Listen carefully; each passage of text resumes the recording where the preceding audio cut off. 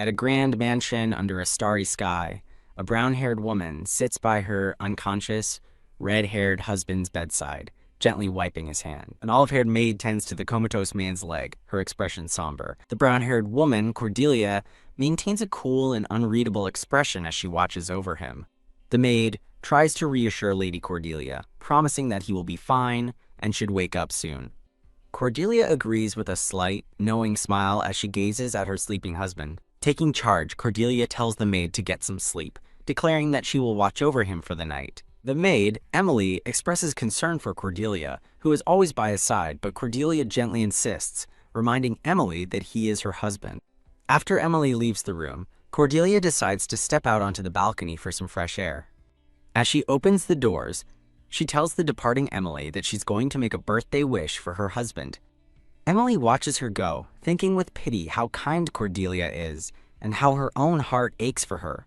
Alone with the man, Emily notes that it's been 5 long months and sincerely hopes he'll wake up, just as Lady Cordelia wishes. Suddenly, Cordelia rushes back into the room from the balcony in a panic. Outside on the balcony, she looks up at the vast, starry night sky.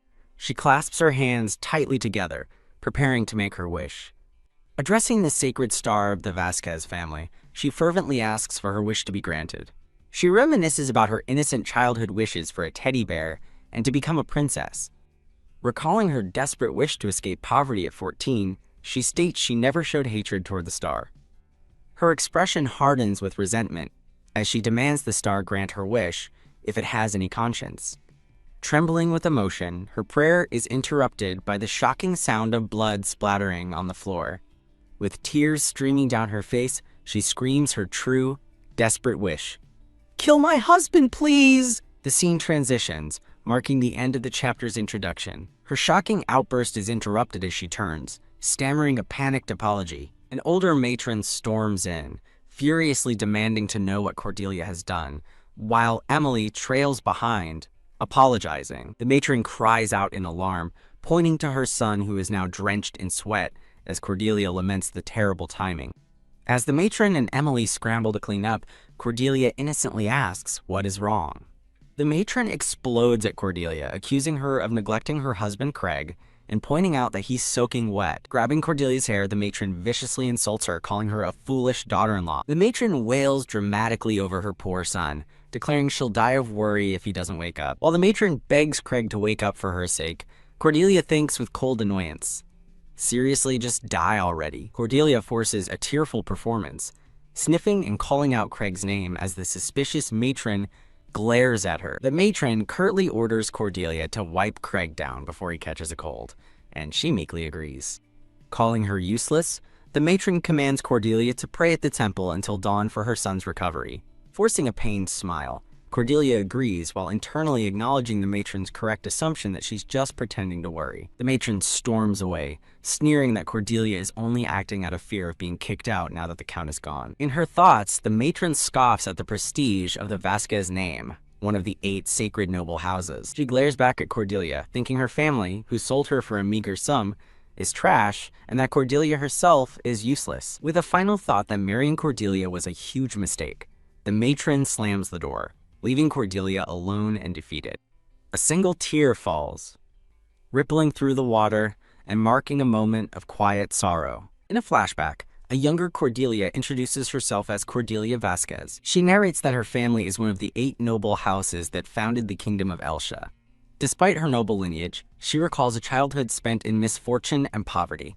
She remembers the day her ailing father sold her off for medicine money, overhearing protests that her new husband had 5 mistresses. In the memory, her father silences her pleas, coldly telling her the decision is made and to get ready. Her brother cruelly taunts her, blaming her for her husband's infidelity and telling her to just get married for the family's sake. She recalls a moment of pure despair, realizing that in a world of thorns, the only thing to trust is. Back in the present, Emily apologizes for panicking, but Cordelia calmly reassures her that this is normal. Cordelia tells Emily to rest, but the maid insists on helping clean up the water she spilled, earning a grateful thanks. Sitting by the bed, Cordelia finds a small silver lining, thinking that at least the bedding is safe. She finds a sliver of comfort in the kindness the servants show her, a small mercy in her difficult life. Through a shattered reflection, her determined green eye reveals an unbroken will to endure. The brown-haired woman thinks desperately of escape if Craig would only die, as a red-haired man smirks and assesses her body. Her cruel wedding night begins as the red-haired man introduces two other women, Alicia and Elizabeth, and tells her to get along with them. She recalls the past with disgust, thinking the scum should have died in his horse accident 5 months ago. Fantasizing about her options, she sees a magical beast in the Grim Reaper, resolving to bury her husband no matter what. A maid startles, noticing a twitch from the hand of the man lying in bed. Madam," the maid cries out in excitement. "Your husband's finger moved," leaving the brown-haired woman stunned and teary-eyed. While the maid celebrates that her birthday wish came true, the woman dismisses it as her imagination, thinking it's too sudden. She lets out a pained sigh, a single tear escaping as she watches the bed. The red-haired man groans, no, in his sleep, clearly trapped in a nightmare as he begins to stir. The brown-haired woman glares down, cursing the Vasquez guardian star for this turn of events. She sighs again, her expression filled with dread. With gritted teeth, she silently warns him, "Don't mess with me!" The maid prepares to inform her lady that the Lord has awakened, and the brown-haired woman can only agree reluctantly. Clenching her hands, she fumes at how stubborn he is, even in this state. As the red-haired man sweats in bed, thinking he can't move, the woman stands over him. She transforms her expression into one of gentle concern as her pure wife mode activates. Taking his hand, she gently tells him not to move, reminding him he's been asleep for 5 months since falling from his horse. His annoyed look makes her wonder if her caring act was a little too much. The dazed man asks where he is, and she approaches his bed, calmly telling him it's his room. He struggles to form a word, weakly attempting to recall his name. Feigning concern, she tells him to rest if he can't speak, hiding her own confusion. With great effort, he manages to stammer out the words, "My, na, me." "What is it?" he asks, completely lost, leaving the brown-haired woman utterly shocked by his amnesia. The scene shifts to the exterior of a grand, imposing mansion. Inside, an older woman in a red dress rages that he's finally awake but can't even remember his own name. 2 male advisors bow their heads, admitting they're unsure of his condition either. As the brown-haired woman pleads for patience, the woman in red furiously orders them to fix him now. The woman in red panics, fearing that if news of his condition gets out, relatives will swarm to claim the earldom. While she despairs over his amnesia, the brown-haired woman realizes the situation. Craig has amnesia. A sly smile forms on her face as she thinks this might be her chance after all. She suddenly startles the older woman and her advisor with an idea. As the others look on, baffled, she thinks of Craig, a plan already forming.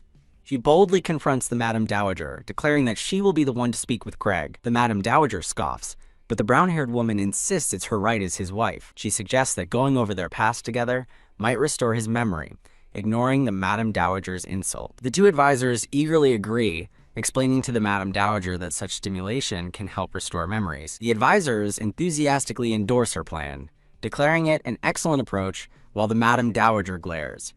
The Madame Dowager reluctantly agrees, deciding it must be done before Craig's relatives find out. With a triumphant smile, the brown-haired woman curtsies and promises to act immediately. A dark, determined smile spreads across her face as her plan is set in motion. She triumphantly raises a document into the air, exclaiming, "Found it! The divorce papers!" Hugging the papers to her chest, she celebrates that the day to finally use them has arrived. With a devious look, she plots to trick her clueless husband into signing them. Her true goal is clear: freedom and alimony for all her suffering. She imagines a beautiful future, waving a happy farewell to her miserable life. Stealing her resolve, she decides to get it done quickly, before his memory has any chance to return. Putting on a sweet facade, she approaches his bedside and gently asks how he is feeling. The red-haired man, Craig, looks up at her with a quiet, unreadable expression. He flexes his hand on the blanket, a subtle sign of tension. His face darkens with a deep sense of dread as he thinks to himself, "The worst." The brown-haired woman puts on a sweet face, but internally panics, realizing her husband is in a terrible mood. She resolves to play along for now and wait for the perfect moment to get him to sign the divorce papers. Sitting by his bed, she hesitates, thinking, but as they silently regard each other. With an overly sweet expression, she clasps her hands together as he watches her with a blank stare. The red-haired man looks at her intently and asks for her name. She feigns a gentle, happy expression as she asks, "Yes?" He asks who she is, and she acts surprised, quickly apologizing and reminding him that he can't remember anything. She introduces herself as his wife, Cordelia, prompting him to ask for her maiden name. While a chibi version of her smugly provides the name Vasquez, he repeats it thoughtfully. An awkward, silent standoff occurs between them, depicted in a simplified, cartoonish style. He turns away, thinking they wouldn't appreciate it, leaving her to wonder if he was sizing her up. She notes that something is different. He used to leer at her, but this new look is one she's never seen. As she wonders if his near-death experience changed him, he suddenly asks about the location of the mansion. He clarifies he means the Abrams mansion, and she explains its location, which he considers a small mercy. She questions his comment, but he curtly dismisses her, telling her to get to the point. Flustered by his directness, she stammers nervously. He points out that she looked disappointed when he woke up, and that she skipped the doctor's examination. He bluntly concludes their marriage was bad and tells her to drop the act, shocking her with his sharp deduction. Stealing her resolve, she decides that if this is how it is, she will settle things with him once and for all. The red-haired man looks on as thorny purple flowers bloom, signifying a tense atmosphere. She declares again with conviction that she is here to put an end to their relationship. She confidently presents a document, telling him to sign it. He calmly looks over and correctly identifies the document as divorce papers. She lies, claiming that he was the one who wanted a divorce before he collapsed. With a skeptical smirk, he questions if he really said that. She doubles down on her lie, claiming he loved Alicia and Elizabeth, while wondering why he's smirking.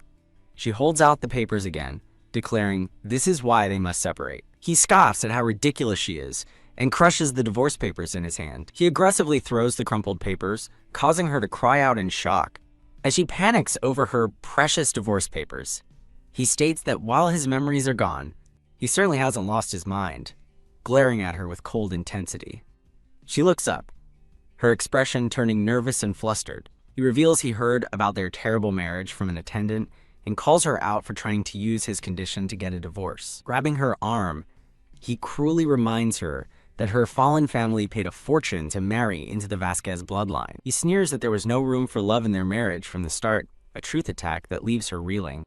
Getting goosebumps, she is stunned by how logical he is and demands to know who he really is. A slow, confident smile spreads across his lips as he repeats her question. He firmly states that divorce is out of the question and offers to tell her a story from his past instead.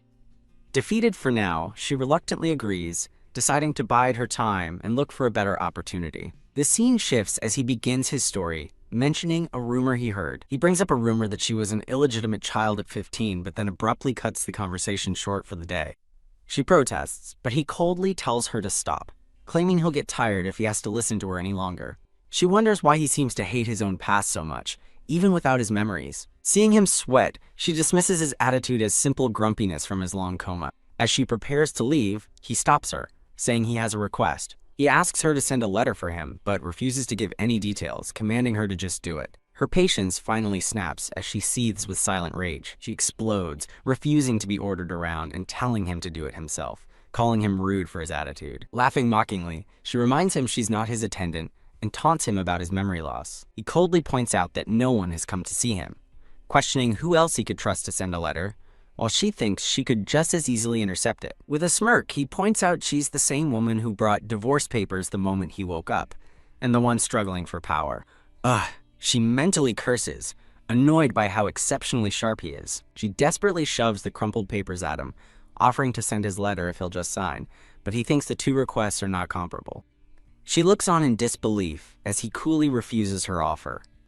He rubs his forehead with a sigh, noting how she seems to really want a divorce. Holding the papers, she quietly states that she came to this house as a bride sold off for money. Recalling the last year of hell, she pleads with him to let her go, arguing he has no feelings for her and can't even remember who she is.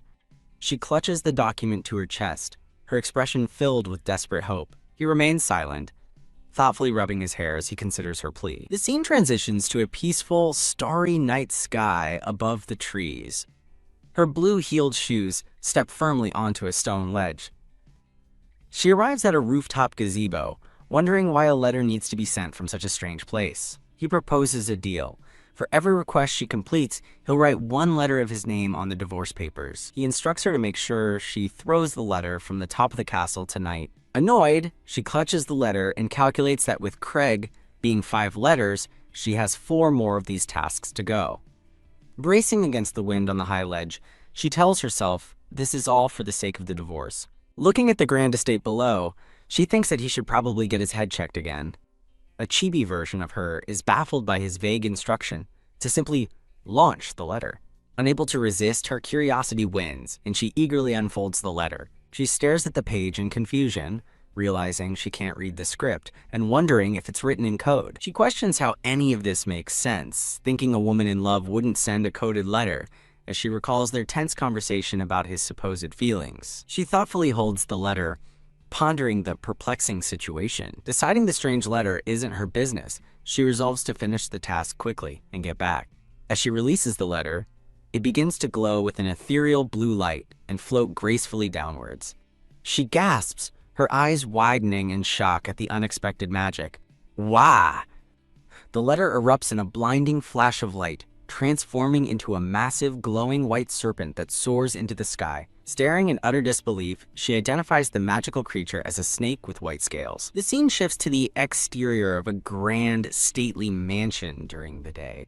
As a maid pours her tea, Cordelia asks about a certain person's cause of death. The maid explains that officially it's being called an accident, but nobody seems to believe that. Cordelia sips her tea thoughtfully, recalling that the head of the Atri family was a powerful mage, making an accident unlikely. Leaning in close, the maid whispers a shocking rumor that the second son killed his brother to take over as head of the family. Cordelia's eyes widen in shock as she processes the scandalous information. The maid adds that the second son has already petitioned the Council of Nobles for the inheritance, even before the funeral has been held. Cordelia discreetly hands the maid a pouch of coins, thanking her for the valuable information. Giving a thumbs up, the maid confidently assures her, "Leave it to me," before departing with the tea cart. Now alone, Cordelia takes a quiet sip of tea, her expression serious and contemplative. A vision of a blonde-haired man, the mage, appears, surrounded by a complex magical circle. She connects the timing. A powerful mage died in an inheritance dispute at the very same moment Craig suddenly woke up. Recognizing the Atri family crest, she realizes Craig used their signature white serpent script for his letter. The image of the ethereal white serpent flying from the gazebo flashes through her mind. Staring at her husband in bed, a startling theory forms. The person inside Craig right now is. Her hand tightens on her teacup as she realizes that if her theory is true, this could be her perfect chance. She beams with joy, surrounded by a pink, flowery aura as she imagines her newfound opportunity. Her confidence wavers as she questions her theory, wondering if soul transfer magic is even possible, though she concedes he was a great mage. Fine. Deciding she's had enough of guessing, she abruptly stands, determined to ask him directly. The scene shifts to a bright, sunlit room with large windows. The red-haired man sits on the edge of the bed, now dressed, looking down with a weary expression. Damn it, he thinks, panting with exertion as he laments his inability to move this new body the way he wants. As she enters asking how he is, he snaps back, angrily demanding to know why she didn't knock. She apologizes for her habit of checking on him, privately marveling that he can already move when the doctor called it a miracle. The red-haired man looks down thoughtfully, asking about the letter. With a placid smile, Cordelia confirms she sent it, thinking to herself that the real Craig would have overreacted in pain. He commends her with a stoic, "good work," and she internally notes that his irritating arrogance has a certain nobility that feels different. As he walks away from the bed, he thinks that this body is useless, even if it heals completely. Cordelia reminds him of his old boasts about his face attracting women, and he turns back in shock, demanding to know what she just said. He stares at her, a blush creeping across his face as he processes her words. Looking at his reflection in a hand mirror, he sweats nervously, wondering if he really said something so arrogant with his face. Cordelia smugly observes that he must be a noble soul trapped in a lowly body, which explains his fury. Before asking if he's eaten, he recoils in disgust, calling the soup slop and wondering if everyone is brain dead, while she calmly insists he must eat to regain his strength. He reluctantly agrees with a fine, before pointedly asking why she came to see him. Determined to get the truth, Cordelia smiles, deciding to ask him about his childhood. As she leans over him, he looks up and begins to speak. He observes her closely, thinking she's smarter than he expected. She continues, stating that his tutor resigned at 11, having nothing more to teach, leaving him speechless. Finishing her account, she declares he became the youngest family head at 17, a life worthy of the Atri name, and stares him down. He rises from the bed, his body radiating a dark, menacing aura as he furiously demands to know what she is. Grabbing her shoulders, he gets in her face and aggressively asks if she's working for Maximilian as she stammers in fear. He grimly concludes that his enemy's reach is vast, while a terrified chibi Cordelia realizes she angered him by being too accurate. Ugh! He suddenly bends over, clutching his chest in pain, much to her surprise. As he stumbles backward, she worriedly asks if he's all right. He shoves her reaching hand away, yelling, "Don't touch me!" and cursing the useless body that's failing him. She falls back in fear as he screams at her to shut up and not move a finger. Declaring he'll gather enough strength to kill one person, he unleashes a powerful wave of blue fire magic, and Cordelia wonders if that's what it is. Whoa! Genuinely impressed, she exclaims how incredible it is that he can use magic in a different body, much to his flustered surprise. He angrily shouts that it's none of her business, since she's going to die anyway, launching a magical attack as she pleads for her life. Shouting that he's not her enemy, his blast of ice magic shatters the wall behind her as she dives for cover. He stares in disbelief, realizing she somehow dodged his attack. Still on the floor, but now surrounded by her own white aura, she looks up at him and asks, "What?" With blue flames dancing in his hand, he reveals he launched the attack along a trajectory invisible to normal people and demands to know what she is. Fearing for her life, she frantically insists that she isn't hiding anything from him. She stands and proclaims that she can see magic power, and that's all there is to it. She explains that when she threw the letter, she saw the Atri family crest in its magic, which is how she discovered his identity. He scoffs in disbelief, finding it hard to believe she could sense the crest from its magic, an ability not even 1 in 10,000 people possess.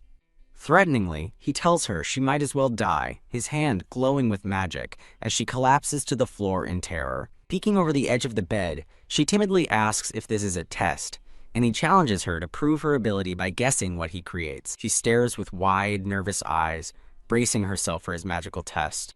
As a magical constellation forms, a chibi version of her nervously wonders if it's a goat or a puppy. He confirms it's a sheep, amazed at her accuracy, while she pops up from behind the bed, triumphantly proclaiming she wasn't lying. He looks away, a flicker of contemplation on his face now that her ability has been proven. With a sly look, she mentions her own marriage was a transaction for money, subtly drawing a parallel between their constrained circumstances. He concedes that she's not one of Maximilian's apostles, prompting her to ask if Maximilian is the brother who killed him. He explodes in fury, grabbing her and shouting, "I'm not dead!" exclamation mark, as she inwardly panics at his scary reaction to a simple rumor. He asks what she means by rumors, and she confirms they've already spread to the capital. She explains the rumor that the younger brother murdered the family head and has already petitioned for succession, enraging him further. Playing the part of a supportive wife, she exclaims how outrageous it is, especially since he, the true lord, has just woken up.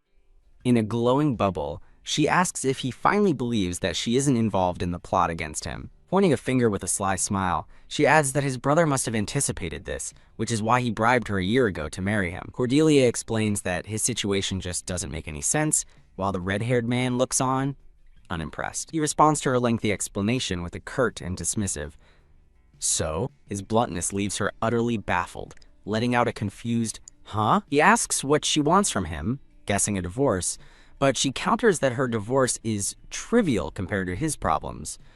Taken aback, he asks if she is defying him as she stands before him with a confident smile. Blushing, Cordelia sweetly explains that 4 favors for the 4 letters in her name feels unfair and proposes they work together instead. He scoffs at her proposal, questioning why she thinks he would ever trust her enough to be partners. In a cute chibi form, she coyly asks if he would have given the letter to someone he couldn't trust, leaving him speechless. He contemplates that killing her might be the easiest way to keep her quiet, as a terrified Cordelia realizes one wrong move could be fatal. She presses her advantage, pointing out that he doesn't have a single person he can trust in the castle. With renewed vigor, Cordelia clenches her fists and urges him to work with her instead of trying to handle things alone. Stroking his chin thoughtfully, He asks her to clarify if she'll help him until he returns to the house of Atri. She happily agrees to be his helper, with the condition that he must guarantee her safety in return. A sly smile plays on his lips as he calls her offer surprisingly generous, before asking what her condition is. Internally celebrating her victory, Cordelia confidently makes her demand, "Please make me your disciple." His response is a cold, final, and crushing, "Get lost." Shocked, she grabs his shirt, protesting that it's a simple condition, and that he shouldn't underestimate magic's difficulty. As she insists he hasn't even tried to teach her, a chibi version of him skeptically asks if she's confident she can keep up. She proudly declares that she was once called a child prodigy, but he dismissively wonders if she was just a slightly clever country girl. Her expression shifts to one of profound sadness, tears welling in her eyes as she prepares to share a painful memory. Clutching her dress, she tearfully explains that her mother died before she could help, and that she wants to learn healing magic to save her father. Dropping the act with a bright smile, Cordelia reveals her true motive: to learn magic to escape her reality and become self-sufficient after their divorce. She lays out her grand plan, starting with using her alimony to open her own magic tool shop. Imagining herself as a powerful magic appraiser, she explains that with her sight and magical ability, she could make a fortune. He watches with his arms crossed as she passionately declares her commitment with a resounding yes. She clarifies she only needs simple support spells, prompting him to ask if she plans to return to the Vasquez family after the divorce. With a sad look, she asks if he really thinks she'd return to the family that sold her, hoping he'll understand her true desire. He flatly refuses her request with a sharp no, leaving her shocked and demanding an explanation. His expression darkens with contempt as he calls the idea of a disciple of Leonard Atri becoming a lowly appraiser insulting. He declares he would rather teach a stray dog than a disciple who would tarnish his name, his insult hitting her like a physical blow. Forcing herself to endure the insult, she vows not to let the chance slip away and promises to keep his identity as her teacher a secret. The sun sets over the grand estate, casting long shadows and marking the end of a difficult day. Utterly defeated and exhausted by his constant rejections, Cordelia looks like a wreck. Finally losing her temper, she stomps and screams about how stubborn he is, but he simply tells her to get out, as he's tired. Composing herself, she vows not to give up on this chance, politely retreating for the day as he mutters that she's a pain. With a cheerful smile, she offers him a replacement meal, but he once again tells her to just get out. She smugly notes that he won't give in, provoking him into demanding what she means by that. Giggling, she expresses her gladness that his hearing is fine, before wishing him good night and making a swift exit. Alone once more, he sighs in bed, exasperated by the exhausting woman. Suddenly he clutches his chest, a sharp pain shooting through him. He wonders if the strain is from using magic earlier, cursing the weakness of Craig's body. His eyes narrow with pure hatred as he thinks of his enemy, cursing, "Damn it, Maximilian, if it wasn't for that bastard." A bloody flashback of his apparent murder surfaces as he imagines his foe laughing, and he vows that Maximilian's laughter won't last long. Lying in bed, his fists clench with rage as he silently swears to kill Maximilian with his own two hands. A new day begins, and Cordelia returns, waving with boundless, cheerful energy. She greets him enthusiastically, asking if he's enjoying his stay and announcing she has brought him snacks. Presenting a tray of tea and sweets, she asks if he was bored without her, much to his visible irritation. A cute illustration depicts her joyful pestering and his blushing, ear-plugging annoyance. The scene shifts to a wide, establishing shot of the grand and imposing mansion. The red-haired man sighs heavily, asking Cordelia if she ever gets bored visiting him every single day. With a blissful, blushing smile, she replies that she could never be bored when it's her husband she's coming to see. He angrily rejects the husband title, shouting that if begging worked, everyone would be a magician, while she thinks that she hasn't even said anything yet. Changing her approach, Cordelia brightly asks about breakfast, but he bluntly tells her he'll pass, and to stop calling him dear. Completely ignoring him, she invites him to eat and try the new chef, just as the chef herself arrives, much to his utter disbelief and frustration. As a maid brings a food cart, Cordelia presents a bowl of soup to him in bed, ready to begin the meal. She tries to feed him herself, explaining it's too hot, but he recoils in disgust and shouts that he is not eating it. She pleads with him to have just one bite, but he yells back that he doesn't want it, ordering her to stop. Enraged by her persistence, he furiously knocks the bowl away, splashing the hot soup on her hand and making her cry out, "Ouch." Cordelia clutches her burned hand, wincing in pain as he stares at her in silence. A worried maid points out Lady Cordelia's injured hand, but Cordelia insists she's fine and asks the maid to take the plate back. The maid reluctantly agrees to leave, telling Cordelia to call if she needs anything. With a sly grin, Cordelia turns back to the red-haired man, cheerfully offering him some of her soup as an apology for the incident. She leans in close to him, asking yes. As he begins to speak, he grittily asks when she'll stop being so stubborn, clarifying that he doesn't want her coming since it's troublesome for her, which catches her off guard. Flustered, she explains that the atmosphere around him is very comfortable for her, but he scoffs that all he does is reject her. She smiles sweetly, listing his positive traits. He doesn't get violent or play with other lovers in front of her. His expression softens slightly as he listens to her surprisingly simple standards. She sweetly asks if he can just give her company, saying she doesn't care about learning magic anymore. Holding her injured hand to her chest, she earnestly tells him that talking to him makes her feel human. He looks at her with a new, thoughtful expression, seemingly moved by her words. He suddenly demands her right hand, leaving her completely baffled by the request. Shock! He forcefully grabs her hand with a plop, yelling for it, as she comically turns into a startled catgirl. A soft green magical glow emanates from his hands as he holds her burned one. Whoa! She watches in awe, realizing he's using healing magic on her injury. The magic fades, leaving her hand perfectly healed, and a small chibi version of her realizes with amazement that the burn has vanished. Kya! She cheers that it doesn't hurt anymore, but he coldly tells her to get out. Confused by his abrupt dismissal, she can only wonder why, as he reiterates that he's tired and wants her to leave. Eek! She flinches in fear as he glares at her, reminding her that he told her he wasn't going to eat. Panicked, she agrees to clean up after he's done and quickly flees the room. Pausing at the doorway, she turns back as if she has one more thing to say. A warm, happy smile spreads across her face as she's overcome with a feeling of joy. He watches her leave with a conflicted and weary expression. Running a hand through his hair in frustration, he wonders how she can be grinning when he was the one who burned her. Alone in his room, he has a sudden idea. He picks up a glass of water from his bedside table. With a deliberate motion, he tips the glass and pours the water onto the floor. The spilled water pools beside his bed, shattering the glass. The pool of water begins to bubble and glow, with a sparkling blue magic. The magical water rises from the floor, forming a swirling column in front of him. The water takes on a human shape, and he asks the water spirit if it has completed the task he assigned. The water forms the face of an elderly man with a mustache who confidently confirms he has. Fully formed, the man introduces himself as Baron Langshaw, who has faithfully followed Sir Leonard's orders. Leonard teases the Baron for crying earlier, but the older man simply chalks it up to his age.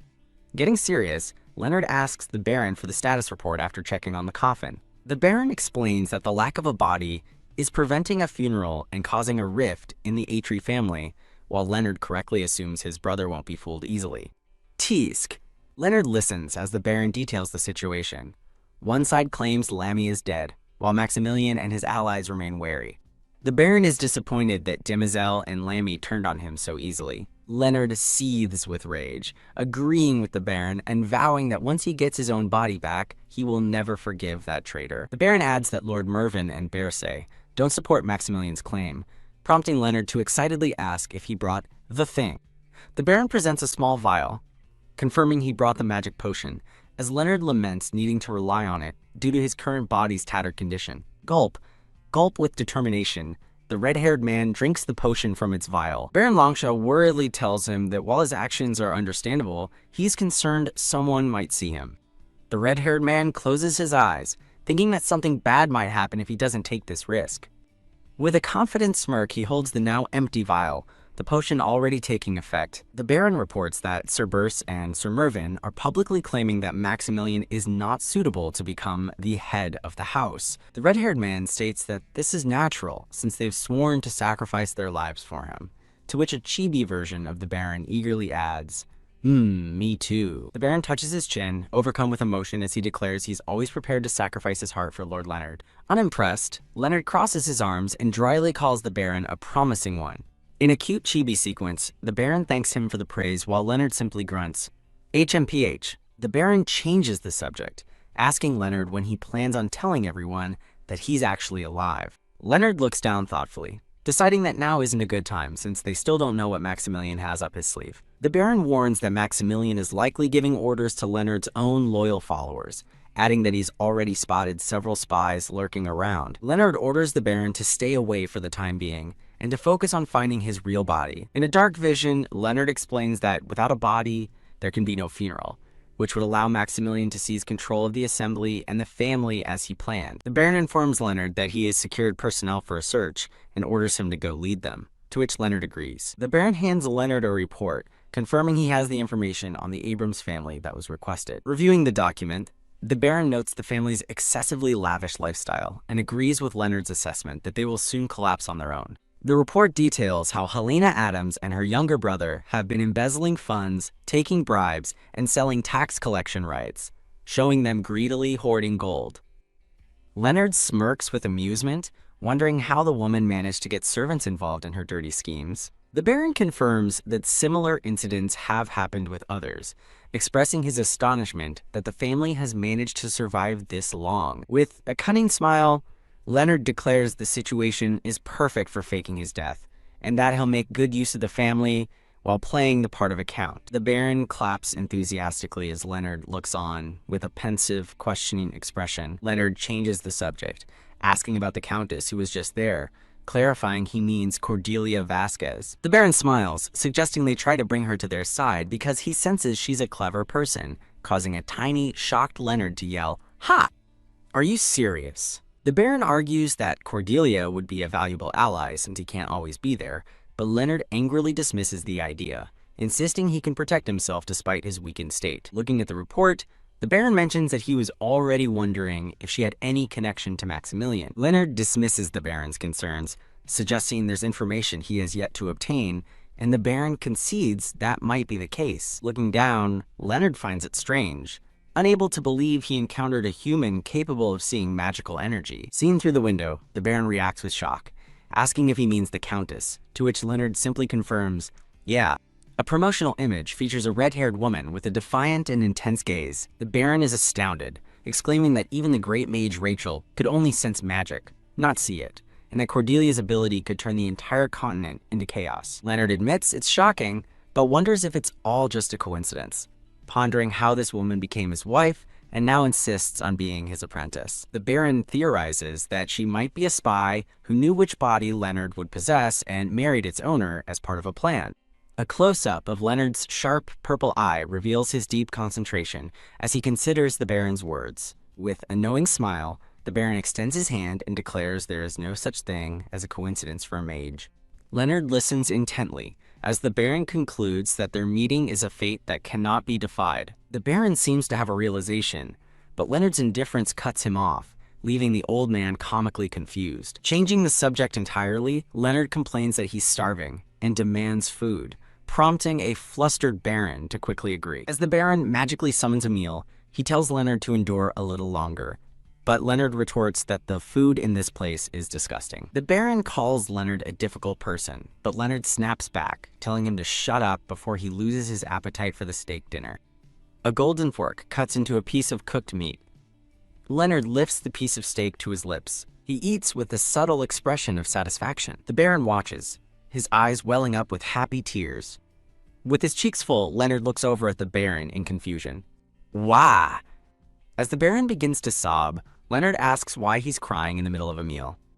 Wiping his eyes, the Baron confesses that seeing Leonard eat in his actual form finally makes him believe he's truly alive. He recounts the despair he felt upon hearing of Leonard's death, admitting that he would have taken his own life if not for the letter. The emotional moment passes, and the two men stand together in the quiet bedroom. Leonard remains silent, his expression calm and thoughtful. Pausing his meal, Leonard summons the Baron, who respectfully answers his lord's call. With a flash of intense purple light in his eyes, Leonard crushes the golden fork in his hand. He looks ahead with determination, promising the Baron that when the time comes, he will be the one by his side. The Baron places a hand over his heart, bowing his head as he accepts the honor, declaring, "Your wish is my command." The scene shifts to the exterior of a massive, stately mansion under a bright, clear sky. Inside, Cordelia encourages the red-haired man, but he angrily rebuffs her, yelling that she shouldn't treat him like a child. Her encouragement is met with a bright, sunny smile as she claps her hands together, surrounded by daffodils. He scowls with annoyance, asking if she's trying to ignore his words again.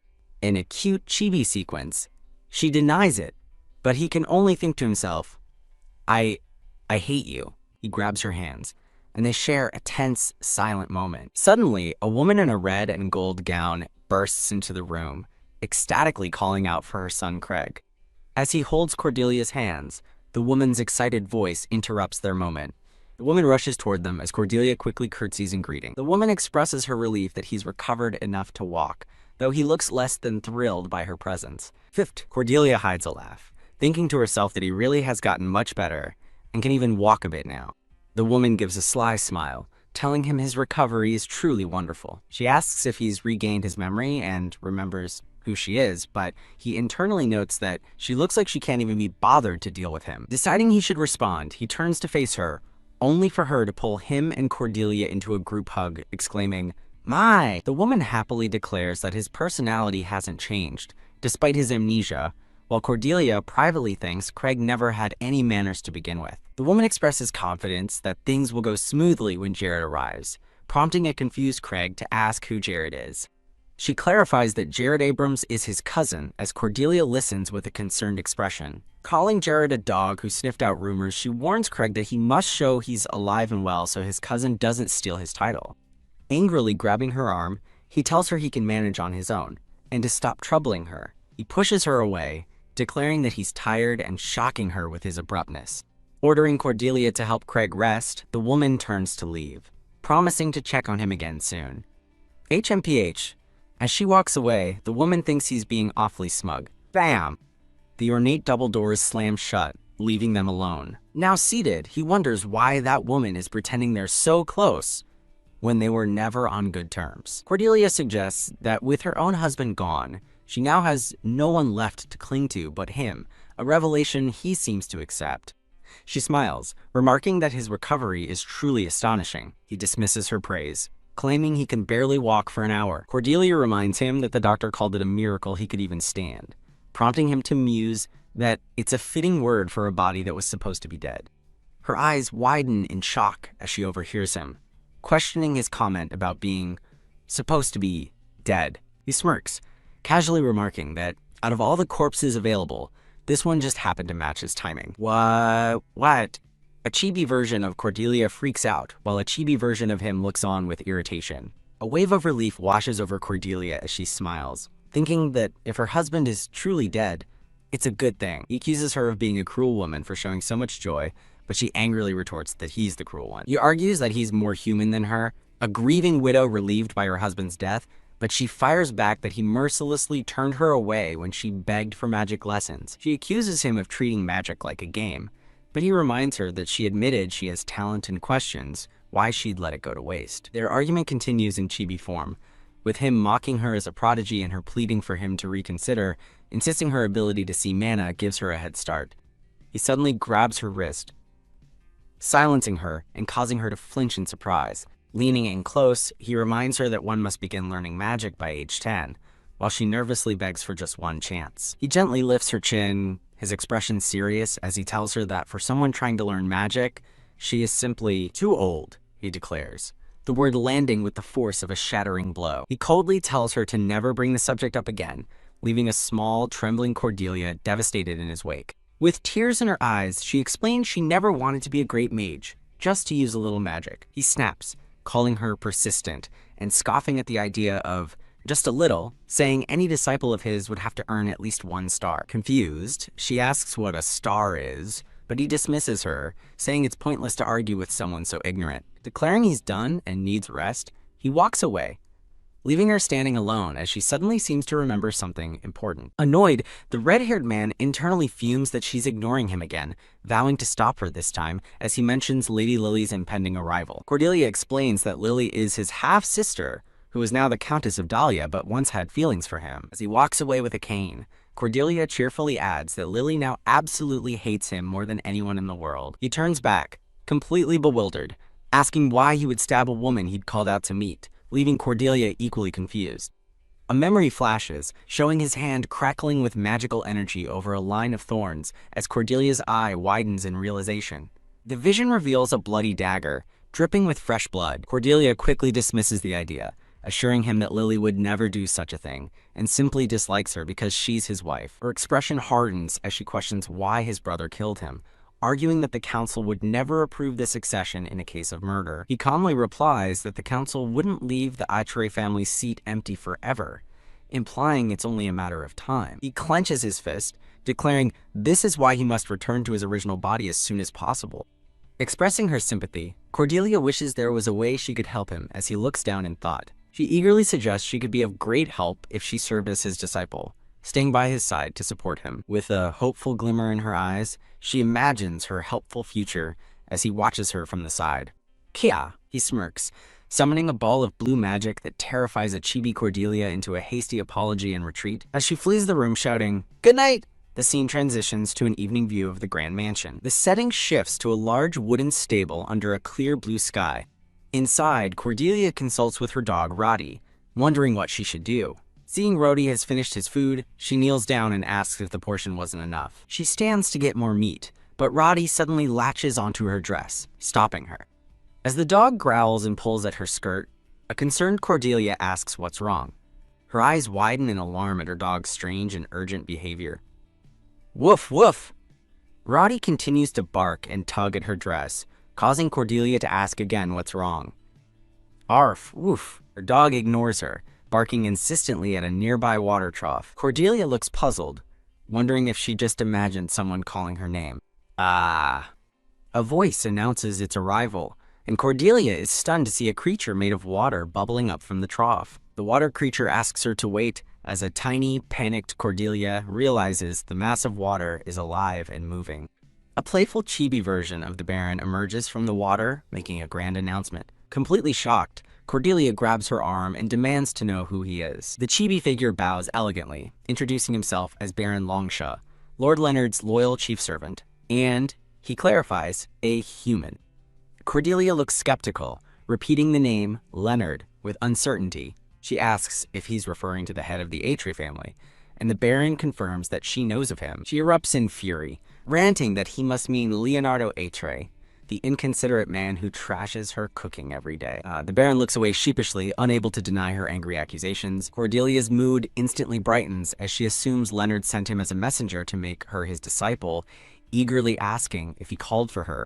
The Baron sadly informs her that Lord Leonard doesn't know he's there, prompting a disappointed Cordelia to ask what he wants. He explains that while he knows it's impolite, he has come with an offer to help her, which she questions. As he looks up at her with a gentle expression, she remains silent and listens. Huh? The Baron is taken aback when she asks him why she should accept his help. With a confident look, Cordelia states that she must confirm his motive before she can accept his assistance. Oh. The Baron smiles, thinking to himself that she is quite sharp. Petting her dog, Cordelia tells the Baron he's mistaken, insisting that Leonard is actually desperate to keep her away. The Baron compliments her, calling it remarkable that she's managed to survive despite knowing Lord Leonard's true identity, leaving her confused. Remembering Leonard's threatening aura, Cordelia realizes he had the power to kill her and feels relieved she was able to change his mind. She points out that since he came secretly, he must be acting without Leonard's permission. The Baron explains Leonard's perilous situation, revealing that he will lose his life if his enemy, Maximilian, discovers his location. He continues, explaining that other noble families would also seize any chance to assassinate Leonard, whose current body has already been weakened by poison. Cordelia questions the need for her help when he's already there, but the Baron explains he cannot always be present to protect his lord. He elaborates that he's often away, leaving Leonard vulnerable, and notes that if Cordelia decided to poison his meal, he would be unable to stop her. Cordelia eyes him suspiciously, suggesting his offer sounds less like helping Leonard and more like ensuring she doesn't harm him. The Baron agrees with Cordelia's sharp assessment, while a chibi Cordelia insists a kind person like her would never poison someone. With a sad laugh, the Baron apologizes, explaining he struggles to trust others because the last time he trusted someone's goodwill, he lost Lord Leonard. Cordelia listens with a somber expression as he reveals that Leonard lost his life because someone betrayed him. Leaning on her hand, Cordelia shrewdly summarizes his plan. If she becomes Leonard's disciple, she won't be able to harm him, a fact the Baron confirms. She then coldly asks if it wouldn't be faster to just kill her, a suggestion that horrifies the Baron. The Baron sighs, explaining that Lord Leonard wants a peaceful life, so they decided it was better to place an ally within the household. Changing tactics, Cordelia asks for Leonard's weaknesses to blackmail him into accepting her, but the Baron instead offers to teach her how to serve him long term. She groans in frustration, revealing she just wants to learn magic quickly to become a magic appraiser, a declaration that stuns the Baron. The Baron erupts, declaring her becoming a magic appraiser is unthinkable because such menial work would destroy all of Lord Leonard's prestige. Annoyed, Cordelia notes his reaction is just like Leonard's and questions if her ambition is truly such a big deal. Composing himself, the Baron calmly assures Lady Cordelia that she will understand his reasoning once she is able to use magic. Cordelia quietly considers his words, a thoughtful expression on her face. "Oh!" As Roddy howls, the Baron reassures her that Lord Leonard doesn't think poorly of her, prompting a skeptical Cordelia to ask for his reasoning. Cordelia asks what she should do, and the Baron states she needn't do anything, as Lord Leonard wouldn't easily accept a disciple anyway. Her face falls in disappointment as she clarifies if she's meant to just stay quiet and do nothing. The Baron cryptically quotes the fable of the sun and the wind, suggesting that compassion is the only way to melt Lord Leonard's heart. An illustration shows an angry sun trying to force a shirtless man to undress as Cordelia looks on, unimpressed, admitting she knows nothing about the man she resents. Her expression hardens as she questions how she can feel compassion for a man with no blood or tears, her anger growing until the Baron calls her name. Startled, Cordelia looks up to find the red-haired man standing right behind her, having overheard her conversation. Panicked, she quickly claims she was just feeding her dog, Roddy. He dismissively asks if she means the stray dog before turning to leave, allowing her a moment of relief. The red-haired servant standing nearby points out that there are no other dogs in the castle, causing Cordelia to sigh in understanding. As the servant expresses his shock, Cordelia's eyes widen in sudden dawning realization. She internally questions the Baron's advice, wondering if she's really supposed to stir up sympathy for him. A memory flashes of a cheerful Cordelia asking her husband, Craig, how he enjoyed his meal. Another memory shows her happily offering to take letters for a flustered Craig. The memories continue, showing Craig repeatedly ordering her to get out and refusing her help. In a final flashback, Craig screams for her to leave as she stands by with a serene smile. Back in the present, Cordelia thinks to herself that she's making progress, having managed to stay a little longer than before. Her thoughts are interrupted as a maid rushes up behind her, breathlessly calling out Lady Cordelia, whom she recognizes as Emily. Emily urgently announces there's a problem, leaving Cordelia to wonder what could be wrong. Ha! A maid rushes toward her, panting as she calls for Lady Cordelia, who identifies the girl as Emily. With a worried expression, Emily announces that there is a problem, piquing Cordelia's curiosity. Cordelia holds the trembling maid by the shoulders, asking what happened, but Emily can only stammer. Emily blurts out that Countess Dahlia is arriving any minute, causing Cordelia to look back at her in confusion. Relieved, Cordelia asks if that's all she's panicking about, but Emily insists the Countess's meanness and long visit have terrified everyone. Emily asks if she isn't worried, but Cordelia calmly states it's not proper for her to show emotion, and that the guests will leave eventually. Once alone, Cordelia's face darkens as she admits no one hates Lily more than her, though she finds the staff's reaction over the top. The scene shifts to the mansion exterior, where voices exchange greetings, welcoming Lily home. Inside, Lily is greeted by her mother, who chides her for not visiting sooner. Lily apologizes, explaining she plans to stay for a while. Cordelia approaches and offers a polite curtsy, greeting her with a simple, "Good day, Lily." Ha! Lily scoffs dismissively, insulting Cordelia by saying she's gotten fat and lazy while her husband is sick. With a subtle, knowing smile, Cordelia thinks to herself that the ordeal has finally begun. Lily taunts that Cordelia is lucky Craig is alive, or else she'd have an excuse to kick her out, forcing Cordelia to silently resolve to endure it. Leaning in close, Lily sees that Cordelia should have never been accepted into the Abrams family, while Cordelia reminds herself not to talk back. Cordelia responds with a bright smile, thanking Lily for her visit, which only makes the other woman angrier. Lily's mother approaches and asks about Craig's condition, prompting Lily to report that Cordelia didn't take the bait. Sighing, the mother rubs her temple, complaining that while Craig's body is better, his mind and memory are gone. Lily asks if the situation is serious, and her mother confirms it's complicated, especially with others already vying for his title. Declaring she can't wait, Lily storms past them, determined to see Craig immediately as her mother calls after her. As Lily runs off, her mother angrily orders Cordelia to go after her, and Cordelia reluctantly agrees. Following her up the hall, Cordelia desperately hopes this encounter doesn't turn into a complete disaster. Lily bursts into the room, demanding to know if Craig has forgotten her after they've known each other since childhood. Annoyed by the interruption, the red-haired man looks up from his book and asks what all the yelling is about. As Lily expresses her disbelief that he doesn't remember her, he angrily orders someone to get her out of his room. Cordelia tries to gently lead Lily away, but Lily violently slaps her hand away, screaming not to be touched. Lily furiously berates Cordelia, claiming she has no right to act superior and that her bloodline makes her unworthy of even being a servant. As Lily calls her a filthy woman, Cordelia winces at the insult, only to be surprised when the red-haired man grabs her arm. His eyes narrowing with anger, the red-haired man sternly demands to know the meaning of the commotion. Lily asks what's wrong with him, but Craig sharply tells her to stay out of it. With a sharp motion, he forcefully shoves a stunned Lily away from Cordelia. He glares at Lily while holding onto a bewildered Cordelia, who looks up at him in complete confusion. The red-haired man maintains his stern, annoyed expression. Looking up at him with concern, Cordelia nervously says his name. Lily looks on, completely baffled by his protective behavior toward Cordelia. Craig explodes, shouting that his ears are going to burst and that the loudest person there, Lily, should be the first to leave. He dismisses her as a filthy nouveau riche brat, leaving Lily utterly shocked by the insult. He accuses her of flaunting a title bought with money, causing a heartbroken Lily to ask how he could say such a thing. A chibi Cordelia slyly thinks to herself that he seems to have forgotten his current body also carries the Abrams family blood. Craig angrily defends Cordelia, pointing out that she's from one of the 8 sacred houses, House Vasquez. He furiously declares Cordelia is fundamentally different from a commoner like Lily, whose face contorts in pain at his words. TSK. He clicks his tongue in annoyance, wondering aloud why he's being dragged into their fight. Lily begins to sob, whimpering that his words were awful and that she was just trying to... Unmoved, Craig coldly tells her to take her crying outside. He firmly takes Cordelia's hand and leads her toward the door, leaving Lily behind. Once they're alone, Cordelia internally delights in having seen an expression on Lily's face she's never witnessed before. She then states that her sole purpose in the castle is to maintain the connection with the Vasquez family.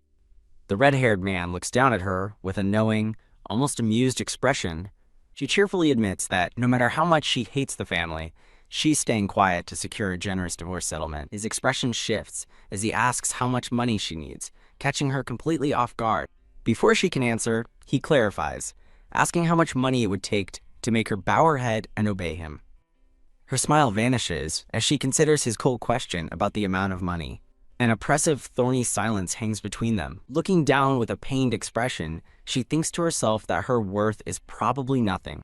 A grim memory surfaces of a man taunting her about affording her father's medicine if she annuls the marriage.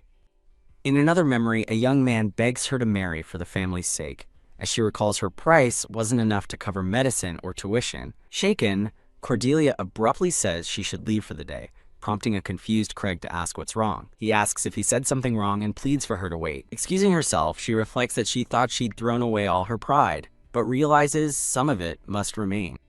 Craig runs a hand through his hair, confused by her sudden shift in mood. Cordelia silently agrees that his confusion is justified. She calmly informs him she won't be visiting for a while and tells him to rest, leaving him stunned and demanding to know what she just said. The scene transitions to a wide, establishing shot of the grand mansion at night. Bang! In another room, a blonde-haired man slams his fist on a table, angrily questioning why he should care if she doesn't visit. He recalls his own harsh words to her, where he simply asked how much money she needed. An older, gray-haired man admonishes the blonde man, stating his question was cruel and must have hurt Lady Cordelia's pride after all her care for Sir Leonard. The blonde man scoffs, saying she was just talking, but the older man argues that preparing meals and speaking with a patient every day is exhausting work. The blonde man angrily retorts that he never asked her to do any of it, and claims she acted on her own. As the older man laments how poorly Cordelia was treated, the blonde man furiously asks if he's taking her side. The older man notes that she cared for her husband's possessed body, only to be treated this way, prompting the blonde to ask if he's grown fond of her. The older, gray-haired man shouts, "Sir Leonard!" But the blonde man angrily retorts, "What is it? The gray-haired man seriously explains that Lady Cordelia knows his true identity but has kept it secret, proving she's a kind person. He recalls an image of a smiling Cordelia wishing him a good day, remarking that people like her are rare. The blonde man, Leonard, breaks into a nervous sweat, left speechless by the revelation. A silent moment focuses on Leonard's troubled expression. The gray-haired man reminds Leonard that their families have a history, noting that his grandfather, Demon Stryfen, formed a bond with the House of Vasquez. He advises Leonard to give Cordelia a warm welcome next time, leaving Leonard to silently ponder his words. The older man playfully badgers him, until a flustered Leonard blushes and shouts that he understands. Left alone, Leonard rests his chin on his hand, lost in thought. The scene shifts to the red-haired man sitting silently on his bed. Days seem to pass as he waits patiently, moving from his room to the hallway, cane in hand. He calmly sips a cup of tea.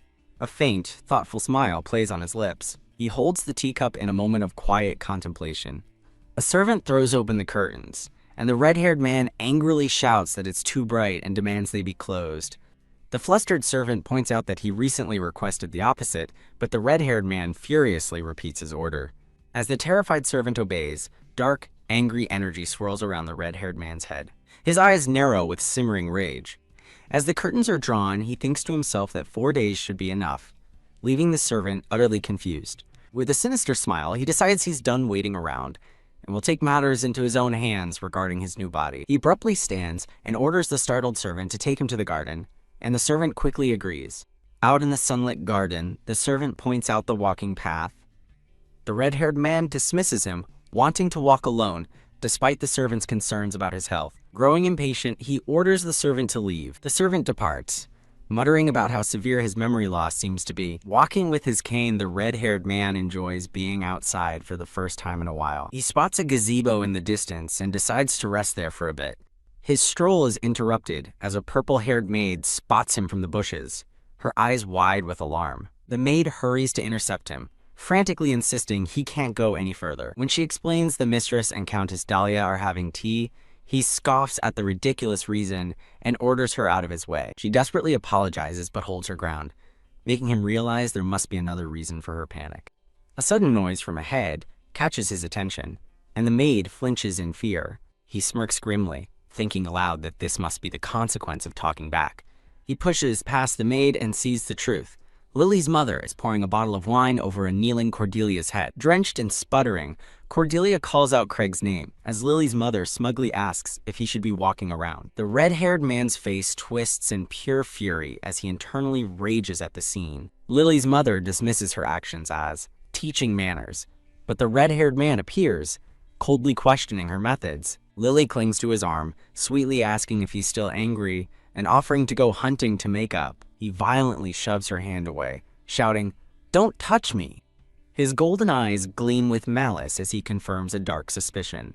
Both women are stunned by his outburst, demanding to know what he said and who he thinks he's talking to. Standing before Cordelia, he smirks and asks who really has the vile bloodline, prompting Lily's mother to angrily question his sanity. Cordelia looks up, her green eyes wide with disbelief as she wonders if he's truly defending her. Lily's mother decides to overlook his rudeness, but Cordelia knows it's a lie, and the anger will be directed at her later. He retorts that the household has no respect for their superiors, while Cordelia worries about his fragile position. She gently touches his arm, trying to calm him down before he angers the matriarch beyond repair. He turns to face her as she pleads with him to cool his head, their faces mere inches apart. Staring down at her with an intense gaze, he asks how long she plans to keep up her current attitude.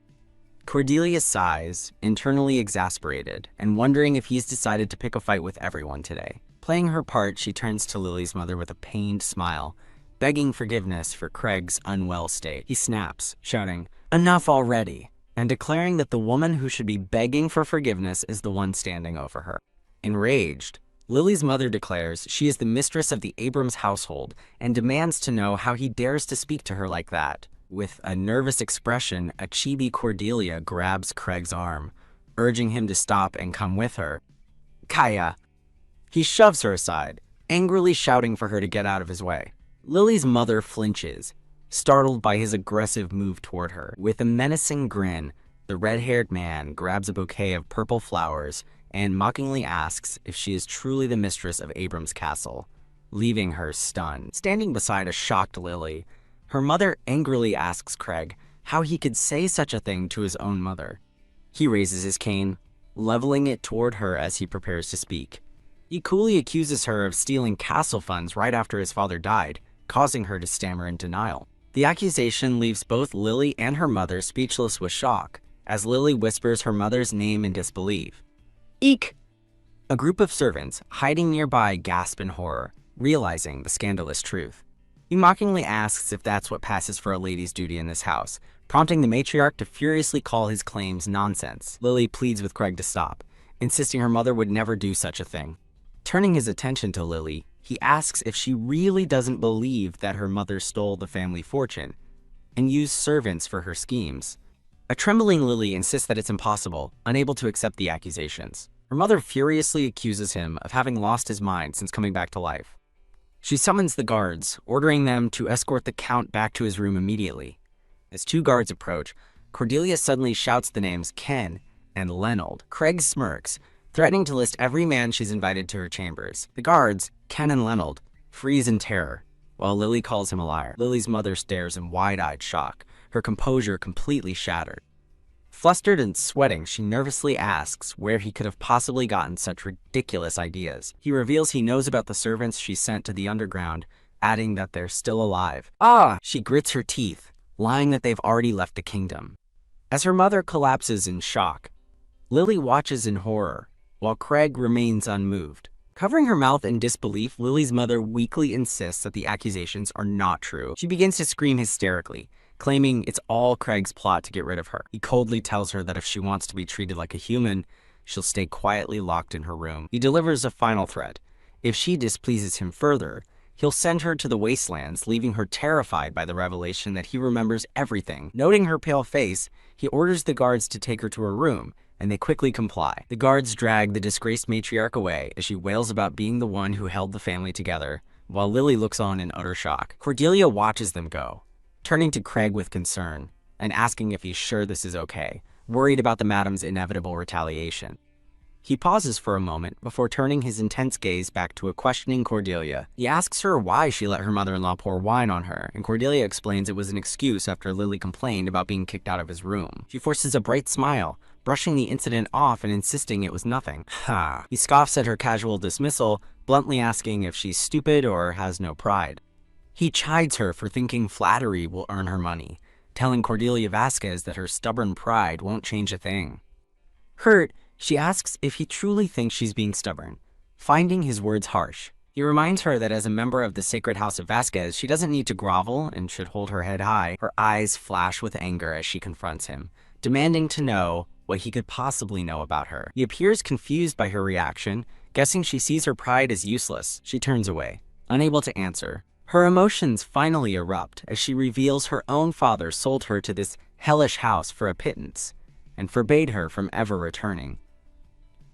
Clutching her dress, she tearfully asks what she was supposed to do and if he has any idea what life is like for a woman from a fallen house. Tears streaming down her face, she accuses him of living a life of luxury, completely ignorant of any real hardship. She declares that because she has no power to fight back, enduring and pretending is her only means of survival. Overwhelmed by her confession, she collapses to her knees on the garden path. She lashes out in frustration, calling him infuriating for his assumptions, and insisting that she does have pride and isn't stupid. He watches her emotional outburst, rendered speechless and looking slightly taken aback. He thoughtfully considers her words, his expression softening with understanding. Wiping a tear from her eye, Cordelia quietly concedes that he's right. Looking down at her with a gentle gaze, he begins to offer an apology, leaving her confused. The scene shifts to a quiet view of the mansion's exterior at night. Standing alone in the hall, Cordelia pauses silently before a large, ornate door. Her cheeks flushed with embarrassment, she quietly admits she was wrong and asks for his forgiveness. As a man's foot steps forward, Cordelia's voice is heard wondering if he is offering her power. In a brief memory, the red-haired man looks down intently at Cordelia, who sits before him with a hopeful blush. Back in the present, she knocks on the door.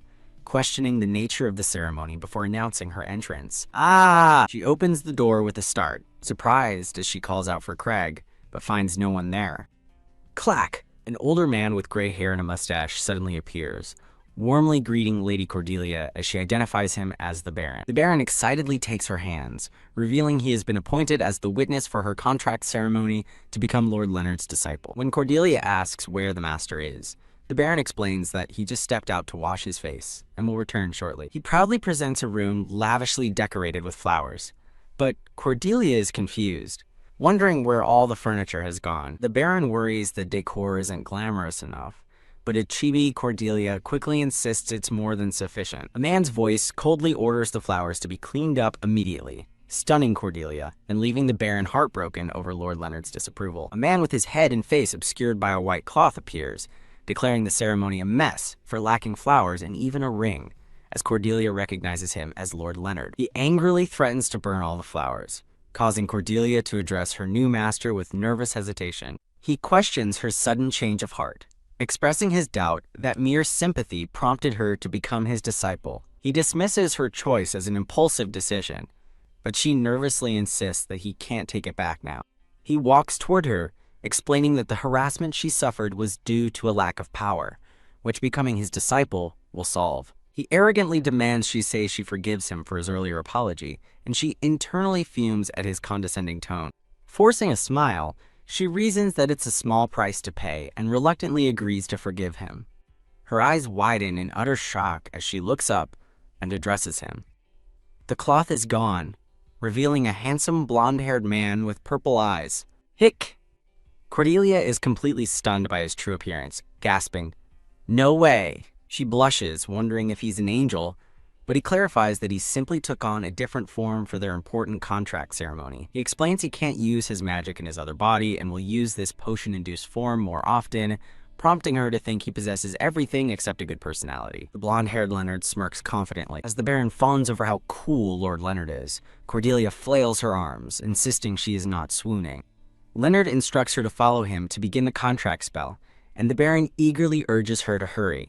He begins the incantation, his hand and eyes glowing with swirling magical runes. He snaps at Cordelia, angrily telling her to stop hiccuping and ruining the solemn atmosphere of the ritual. Through her hiccups, a tiny Cordelia insists she can't stop, while a grumbling chibi Leonard wonders about his new disciple. He leans in and kisses her, silencing her hiccups as the magical energy flows between them. The Baron steps forward to take the witness's oath, a sphere of golden light forming between his hands. Cordelia is bathed in a brilliant golden glow as magical runes etch themselves onto her skin. The powerful magic swirls around her in a blinding vortex of light. The light finally dissipates, leaving sparkling motes floating around her. A chibi Cordelia timidly asks if the complicated ceremony is finally over. She feels as if letters were engraved on her body, and Leonard asks if she was unaware of what becoming a mage's disciple entails. She naively suggests a disciple is just someone who learns magic from a teacher, leaving both men dumbfounded. The Baron claps, officially declaring the master-disciple relationship while a menacing red aura radiates from the clearly annoyed Leonard. The Baron suggests Lord Leonard must be overjoyed, but Leonard curtly tells him to shut up. Turning to Cordelia, the Baron encourages her to learn slowly, and she nervously promises to do her best. He tells her to be confident, boasting that even the Rolfin Mages Association would be shocked to learn she is Leonard's disciple. Cordelia seems unconvinced, while the Baron silently fumes that she doesn't appreciate the honor, recalling how a Grand Duke begged for 3 days for the same position. The Baron sighs in exasperation, thinking it was stupid to expect anything from someone so ignorant, as Leonard looks on with a tired expression. Cordelia and Leonard look at each other in a moment of quiet contemplation. A bright, genuine smile suddenly spreads across Cordelia's face. Filled with determination, she vows to work hard for the rest of her life and asks them to take care of her. Leonard watches her earnest declaration with a stoic, unreadable expression. "Ah, that's right," he says, flicking her gently on the forehead. He tells her that to learn properly, she must show him respect from now on. Outside, as night falls, Cordelia shouts her vow to serve him as her master. The scene opens on a tranquil garden with an elegant white gazebo under a clear blue sky. Warm sunlight pours through the large windows of a lavishly decorated room. Soaking in the morning sun, Cordelia smiles peacefully, clearly in a good mood. Though she hasn't escaped yet, Her heart races with the thought that she's one step closer to her goal. An exuberant voice suddenly wishes Lady Cordelia a good morning. Hands hold up a glass of water, revealing a tiny, merman-like Baron waving cheerfully from inside. Startled to find him in her drinking water, Cordelia stammers a good morning back, asking why he's here so early. The tiny Baron announces he's here to congratulate her again, reminding her that she'll be busy starting this afternoon. Cordelia explains that her emotional outburst yesterday wasn't an act but the release of pent-up patience, leaving the Baron to wonder. The Baron realizes her tears were real, but Cordelia dismisses his concern, saying it all worked out for the best. She suddenly looks up with a curious, "Huh? What?" Against a menacing backdrop, the Baron suggests they compile a list of everyone who insulted her so they can make them suffer later. Confused by his sudden thirst for vengeance, Cordelia asks what she's supposed to be writing. She gives a strained smile and politely declines his offer for revenge, insisting she's fine. The Baron sighs from his glass, lamenting that her decision is unfortunate. Clenching her fists with renewed determination, Cordelia declares that she will be supporting him. Looking pleased, the Baron assures her that Sir Leonard cherishes her and will be an excellent teacher. Cordelia thoughtfully considers his words, admitting that yesterday's incident revealed a softer side to Leonard. A chibi Cordelia thinks cherish is too strong a word, but the Baron insists she believe him. The Baron reveals that Sir Leonard was restless and worried the entire time she was gone. Cordelia looks completely stunned by this unexpected revelation. She daydreams of her future, confidently conjuring a powerful flame in her hand. In another vision, she grins while masterfully wielding the power of ice. Finally, she imagines herself gracefully manipulating healing or nature magic. She smiles wistfully, recalling her childhood dreams of becoming a powerful mage. A flashback shows a former teacher berating a young Cordelia, asking if her head is a toy, and demanding she do math mentally. Humbled, she promises to try solving the problem again, realizing to herself that the Baron is mistaken about Leonard's kindness.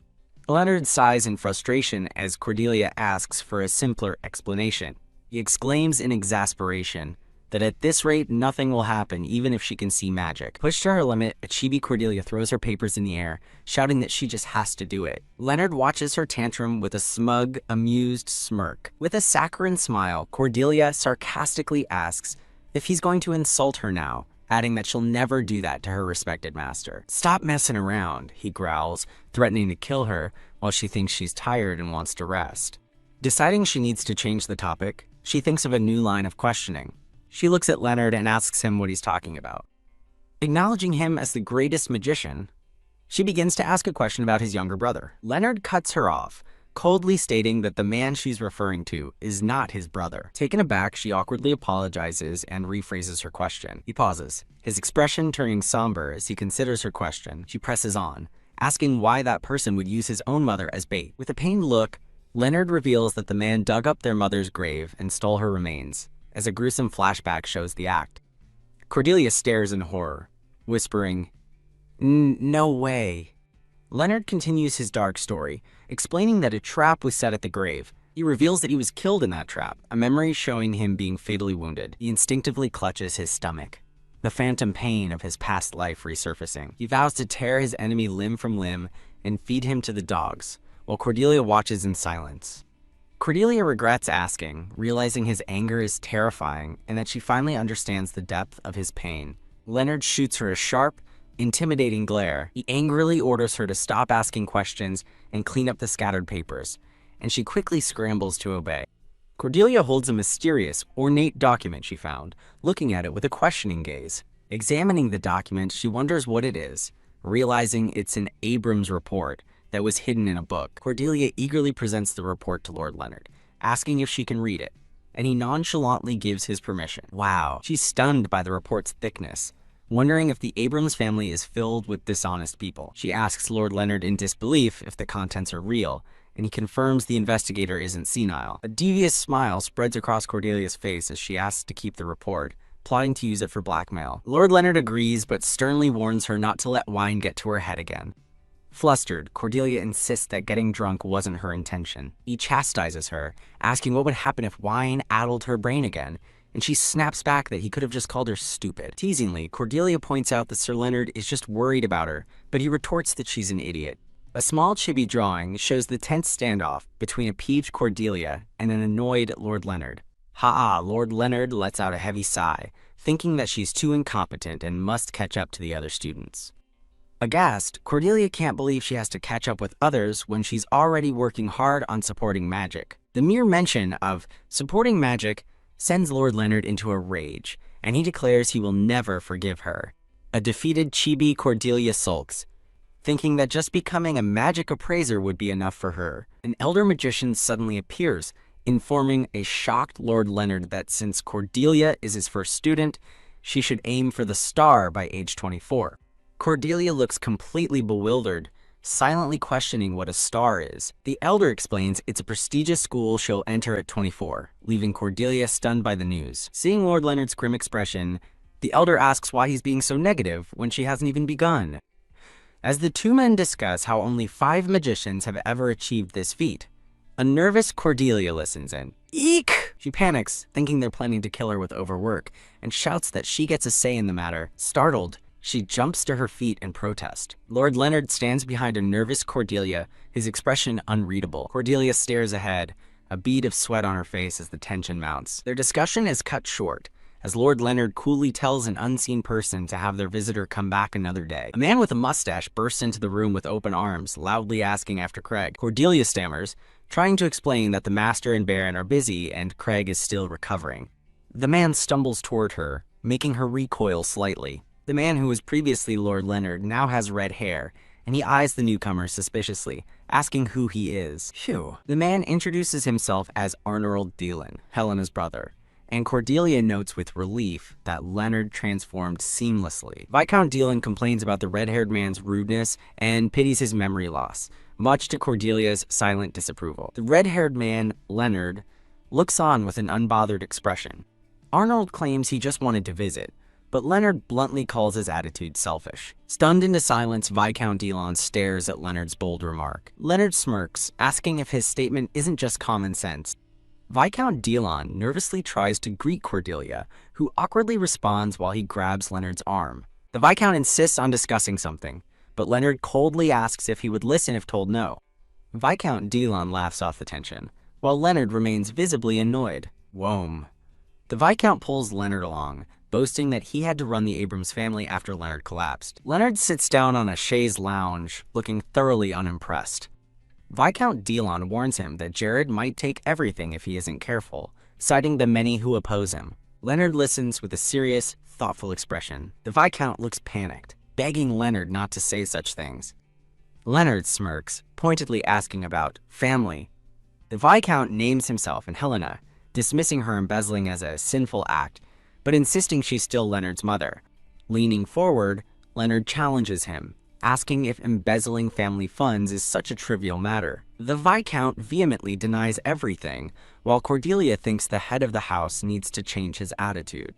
As if hearing her thoughts, Leonard sharply addresses the man as Viscount Dillon, stopping him in his tracks.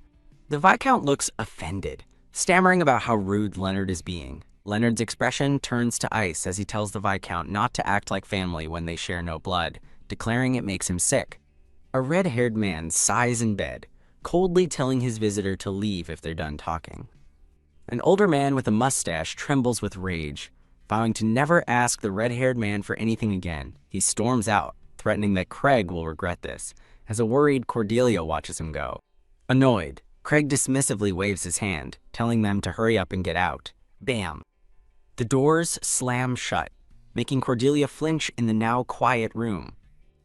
She nervously turns to Craig, asking if it's all right and expressing her concern that Viscount Dillon will now join the opposition. Craig smirks, confidently asking if she really thinks he can't protect his position from a remote place like this.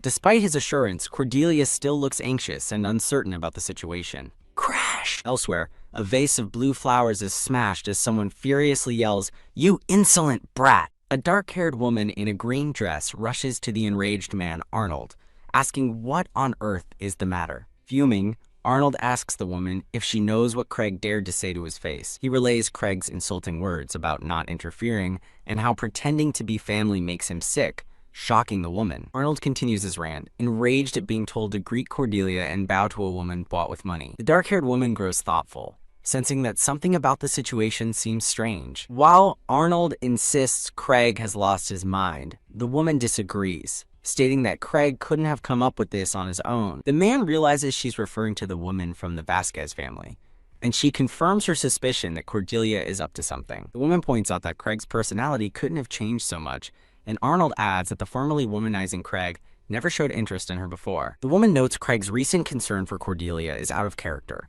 and asks if her staying close to him since he woke up is part of a larger plot. She speculates that it's easy to manipulate someone with memory loss, envisioning a demonic Cordelia whispering lies to Craig. She concludes that Cordelia is controlling Craig to usurp the Abrams family, and they must drive her out. She caresses Arnold's face, lamenting that if not for Cordelia's bloodline, she could have picked a better woman. With a sinister glint in her eyes, she declares they will have to get rid of Cordelia, much to Arnold's surprise. She questions the point of a useless daughter-in-law, deciding to show the, quote, trashy woman her true worth, prompting Arnold to ask her plan. She coldly plots to poison Cordelia, reasoning that since she's a glutton, no one would be suspicious if she ate something strange and fell ill. A wicked smile spreads across Arnold's face as he approves of the malicious plan. The scene shifts to a bright, sunlit hallway lined with elegant golden vases. Walking down the hall in a blue dress, Cordelia sighs, wishing she could skip class for just one day. Shaking off her fatigue, she reminds herself not to complain, as this is the opportunity she's been waiting for. She turns her head, looking over her shoulder with a curious and slightly confused expression. A handsome, silver-haired man with red eyes offers her a gentle smile. Cordelia continues to look back at him, puzzled by the unexpected encounter. The silver-haired man greets her warmly, asking how she has been. Confused as to why someone previously indifferent is greeting her, Cordelia politely asks when he returned from the southern mines. He smiles pleasantly, replying that he only returned a few days ago. The narration reveals he owns the largest trading company and is known as the Young Raccoon for the hidden intentions behind his smile. Cordelia is internally shocked, wondering why such a powerful man is suddenly greeting her. The man, now cheekily depicted as a raccoon, mentions hearing she's been spending time with the Count, and she explains she's caring for the recovering Craig. Her mind races with suspicion, wondering what he could possibly be planning. She offers a polite smile and suggests she should leave, as her teacher gets annoyed when she's late. The silver-haired man watches her go, asking if she doesn't think the Count has changed quite a bit. Wary of his probing question, she nervously deflects by saying, Craig has always been a little moody. As another man rushes over, calling for Baron, the silver-haired man expresses his disappointment while Cordelia looks on, confused. The newcomer whispers urgently into the Baron's ear. As his subordinate excuses himself, the Baron bids Cordelia farewell, inwardly pleased that he got the interruption he was waiting for. Thinking she's already late, Cordelia hurries down the hallway. Clutching her scroll, she begins to stress over her homework, knowing the magical formula will be difficult. She continues to fret over the complex calculations as she rushes along. She suddenly trips on the hem of her long dress. Losing her grip, she watches in horror as her papers fly through the air toward a surprised young man in a uniform. Flustered and sweating after her fall, Cordelia offers a frantic apology. The man in the uniform smiles kindly, returning a lost item to a stunned Cordelia. Internally, she wonders why a knight of the castle is being so kind to her, a sentiment echoed by a passing maid. As if on cue, a maid with grayish-green hair offers Lady Cordelia a snack, but she politely declines. The maid bows, offering her services anytime, leaving Cordelia completely baffled by the gesture. Her mind races with suspicion as she questions why even the maid is being so unusually nice. Later, her red-haired teacher promises not to get mad if she answers his question honestly, and she nervously asks what it is. With a cruel smirk, he holds up her mangled homework, asking if she's truly this stupid or if she just bumped her head as a child. He sadistically asks her to agree with him to make him feel better, while she trembles, protesting that she used to be praised for being smart. He scoffs, asking who praised her, then mockingly suggests it was for basic tasks like breathing before kicking her papers off the table. With newfound resolve, she vows to one day make him call her his precious disciple, just as a knock at the door interrupts them. Annoyed by the interruption, Cordelia turns and mutters an affirmation. Gotcha! A maid nervously peeks in, presenting a letter on a tray for Cordelia. The maid explains the letter is an urgent express delivery, and Cordelia's expression grows serious as she looks at the red-sealed envelope. The red-haired man dismisses it as unimportant and tells her to continue the class. She clutches the letter tightly, turning her back to him in silence. He watches her, sensing that something is wrong. He asks what happened and who sent the letter, but she quickly hides it, forcing a smile and claiming it's nothing. He notes her face is paler than when he scolds her as she hurries away, still insisting everything is fine. Furious, she thinks that seeing her master act like this makes her sick, and that he shouldn't speak to a woman that way. He defensively retorts that his medicine ran out, but her calling him annoying is going too far. He looks genuinely flustered by her accusation as she glares at him from across the table.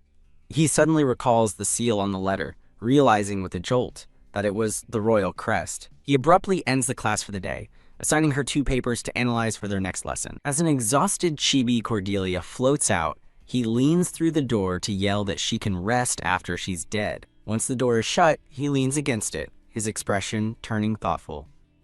As water splashes into a glass, an unseen person sighs, "I am tired." The Baron appears, asking Craig if he's already chosen Cordelia as his disciple, much to Craig's confusion. The Baron explains that shaping magic in 10 days is a feat even prodigies take months to achieve, but Leonard scoffs that it only took him 2 days. Smiling warmly, the Baron tells Lord Leonard that he's special. Leonard dismisses the praise, complaining that she struggles with simple calculations, but the Baron is confident she will improve with practice. Changing the subject, Leonard asks about the guild, and the Baron reports that Elfenbaum strongly opposes a funeral without a body. The Baron voices his concern that while he appreciates Leonard enduring this alone, the position of the head of the house cannot remain vacant forever. They have 3 months at most, the Baron warns, looking out the window as he reflects that their time is running short. Leonard declares that his first priority is reclaiming his original body, flashing back to a memory of his bloodied, silver-haired form. The Baron expresses his doubt, questioning if soul transfer magic is even possible, and noting it would be difficult even with all the magic stones of Elsheim. A determined smile crosses Leonard's face as he insists he will try everything he can. The image displays a golden, sun-shaped artifact with a brilliant red gem at its center. A second artifact is shown, an ornate silver brooch holding a large red stone engraved with a dragon, which the Baron calls the breath of the Crimson Dragon. The Baron begins to doubt their chances even with such power, but Leonard cuts him off angrily, demanding to know what he's implying. Enraged, Leonard asks if the Baron expects him to simply give up and watch Maximilian inherit the Atri name. The Baron's expression turns cunning as he quietly suggests they make use of Lady Cordelia. He repeats his suggestion with a sly smile, and the intriguing idea begins to form in Leonard's mind. The Baron's sinister suggestion hangs in the air, leaving Leonard momentarily stunned. A crimson energy swirls around Leonard's chest as he processes the audacious plan. Leonard turns back to the Baron, demanding to know exactly what he meant. The Baron begins to explain his plan, starting with the 3 holy artifacts. A vision shows a radiant Cordelia, glowing with divine light, surrounded by the powerful artifacts. Leonard confirms his understanding, asking if the Baron means to use her as a medium. The Baron explains that he is too old to handle the holy artifacts, but Cordelia's youth and talent make her the perfect candidate. Leonard looks away, considering the dire consequences of their plan. The Baron agrees, explaining that after becoming a medium, Cordelia will completely lose her ability to wield magic. A vision of Cordelia in a purple dress represents her unwitting role in their scheme. Patting his head, the Baron reassures a conflicted Leonard that Cordelia will surely understand the sacrifice. Leonard smirks devilishly, questioning the Baron's plan to strip her of her magic, but the Baron insists that ensuring Lord Leonard's well-being is his only priority. Leonard looks on with a bead of sweat, contemplating the heavy cost of his ambition. The scene transitions to the grand estate under a tranquil, starry night sky. 3 maids, led by a woman with grayish-green hair, smile warmly. Cordelia, holding her books, suspiciously asks the lead maid, Emily, about the 2 unfamiliar maids with her. Emily explains the head maid sent reinforcements, introducing the blonde maid as Mary and the other as Rachel. Cordelia is taken aback by the sudden attention. Overwhelmed by their offers of a bath or a meal, Cordelia internally questions why the head maid, who normally ignores her, is suddenly so helpful. As she tries to politely decline their services, the letter from her father slips from her dress and falls to the floor. Rachel quickly picks up the envelope, politely informing Cordelia that she dropped it. The letter reveals a demand from her father for 100,000 groschen for her brother's tuition, chastising her to act properly. Cordelia sighs in weary resignation, lamenting that her father's letters are always about money. With a cold smile, she instructs Rachel to throw the letter away and burn it, and Rachel happily obliges. Later, while relaxing in a bubble bath, Cordelia asks Emily if Mary and Rachel have always been so friendly. Emily giggles, explaining there's a rumor that the Lord is spending all his time in his room because of her. As she soaks, Emily's voiceover explains that gossip about their arguments and the Lord's subsequent isolation has spread among the staff. Huffing in the tub, Cordelia realizes the staff has misinterpreted events in her favor, imagining them fawning over her. Emily gushes that Cordelia's dedication in caring for the Lord has undoubtedly made a lasting impression on him. Cordelia forces a laugh, privately thinking she was actually praying for her own death, not his recovery. Emily's tone shifts as she reveals an update on the investigation Cordelia assigned her, announcing that the 2 targets have been found. Startled by the news, Cordelia bolts upright in the bathtub. Emily reports the descriptions. One has red hair with a crooked nose, and the other is a thin woman with black hair. A new day begins as a bird chirps cheerfully from a sunlit tree. Yawn. A desk piled with books and research papers shows the aftermath of a long night of studying. Cordelia yawns again while Emily brushes her hair, complaining that she barely gets any sleep with so many subjects to study. Emily suggests a light breakfast, and a tired Cordelia asks what they will be having. As Emily tends to her hair, the maid Rachel announces her arrival from outside the door, and Cordelia invites her in. Gotcha! Rachel peeks into the room and hesitantly informs Cordelia that the madam wants to have breakfast with her. Cordelia is shocked by the unexpected invitation to breakfast. She is immediately nauseated by the idea, thinking they've never even shared tea before. Despite her disgust, she sighs and reluctantly agrees to go. She stands for a moment, steeling herself for the encounter. Cordelia asks Emily to inform Craig that she'll be a little late, which Emily acknowledges. Hurrying down the hallway, she thinks about how much she truly does not want to go.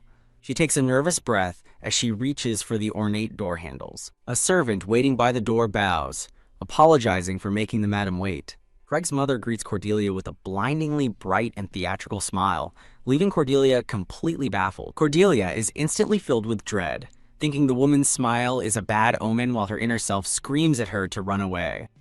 A blonde-haired man at the table greets her as Countess, adding to her surprise.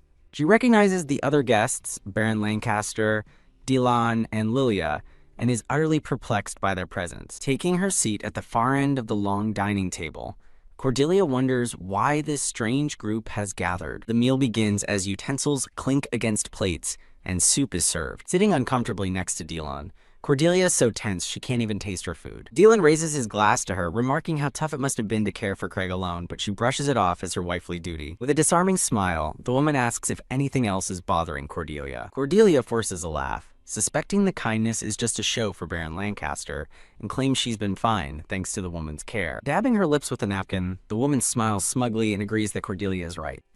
A satisfied smirk crosses the woman's face as her plan unfolds perfectly. She asks if she's right, and a flustered Cordelia thinks that her accusation is obviously true. As Cordelia nervously eats her soup, Dylan watches her with a smug, silent grin. The woman changes the subject, slyly asking Cordelia if she has been corresponding with her father lately. Gulp. Cordelia grows weary of the endless questions, wishing she could just finish her meal in peace. The brown-haired woman in pink, Lilia, asks Cordelia what she means by her previous statement. Baron Lancaster listens with a bead of sweat on his brow, while the woman smiles in the background. Russell. Cordelia is stunned as she's handed a letter, asking what in the world it is.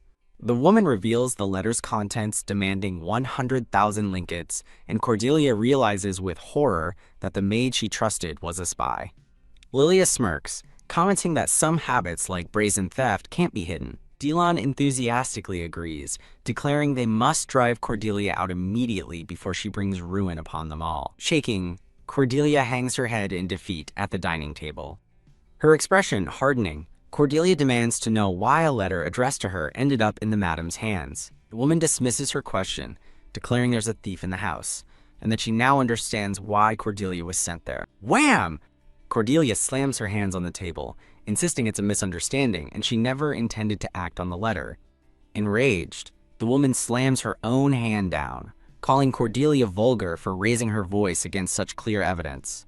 As Cordelia tearfully denies the accusation, the woman shouts that the letter clearly asks for 100,000 linkets and accuses her of repeated theft. A man with dark hair steps in, urging everyone to calm down and hear Cordelia's side of the story before judging. Baron Lancaster apologizes to the woman for the uncomfortable scene he invited her to witness. He declares there's no need to listen to excuses, asserting that the letter proves both Cordelia and her mother are shameless thieves. Baron Lancaster asks to see the letter, and Lilia agrees, certain he will understand once he reads it. He carefully reads the letter, his expression thoughtful. Looking up, he states he sees no problem, shocking the woman, who insists there is no clearer evidence. The woman coolly suggests a financial investigation will reveal the full extent of Cordelia's theft. Cordelia realizes they are serious about expelling her, understanding now why the influential Baron Lancaster was invited. A sudden realization dawns on her as she wonders why they're going to such lengths. They must be scared of her. A newfound confidence fills Cordelia as she looks out over the assembled guests. Emily's voice reports that rumors of Cordelia's influence over the master are spreading, with everyone expecting her to replace the current madam. Cordelia smirks, understanding this is a plot to reclaim the power that has shifted in her favor. Facing the madam, Cordelia begins her counterattack, stating, "In that case."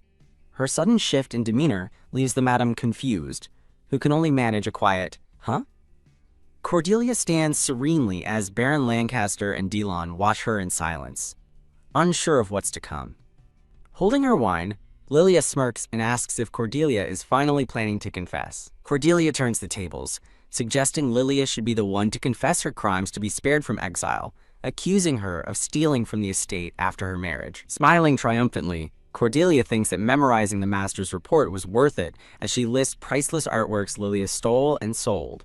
Panicked, Lilia screams that it's a lie and demands proof, but Cordelia calmly asks if she should summon the treasurer. Lilia flies into a rage, attempting to throw her wine, but Baron Lancaster grabs her wrist, telling her to calm down. As he restrains her, Lilia struggles and furiously yells for Baron Lancaster to let her go. Cordelia bites her lip, watching the scene unfold with grim determination. Delon defends his sister, telling the Baron not to believe Cordelia's baseless rumors and accusing her of spreading lies.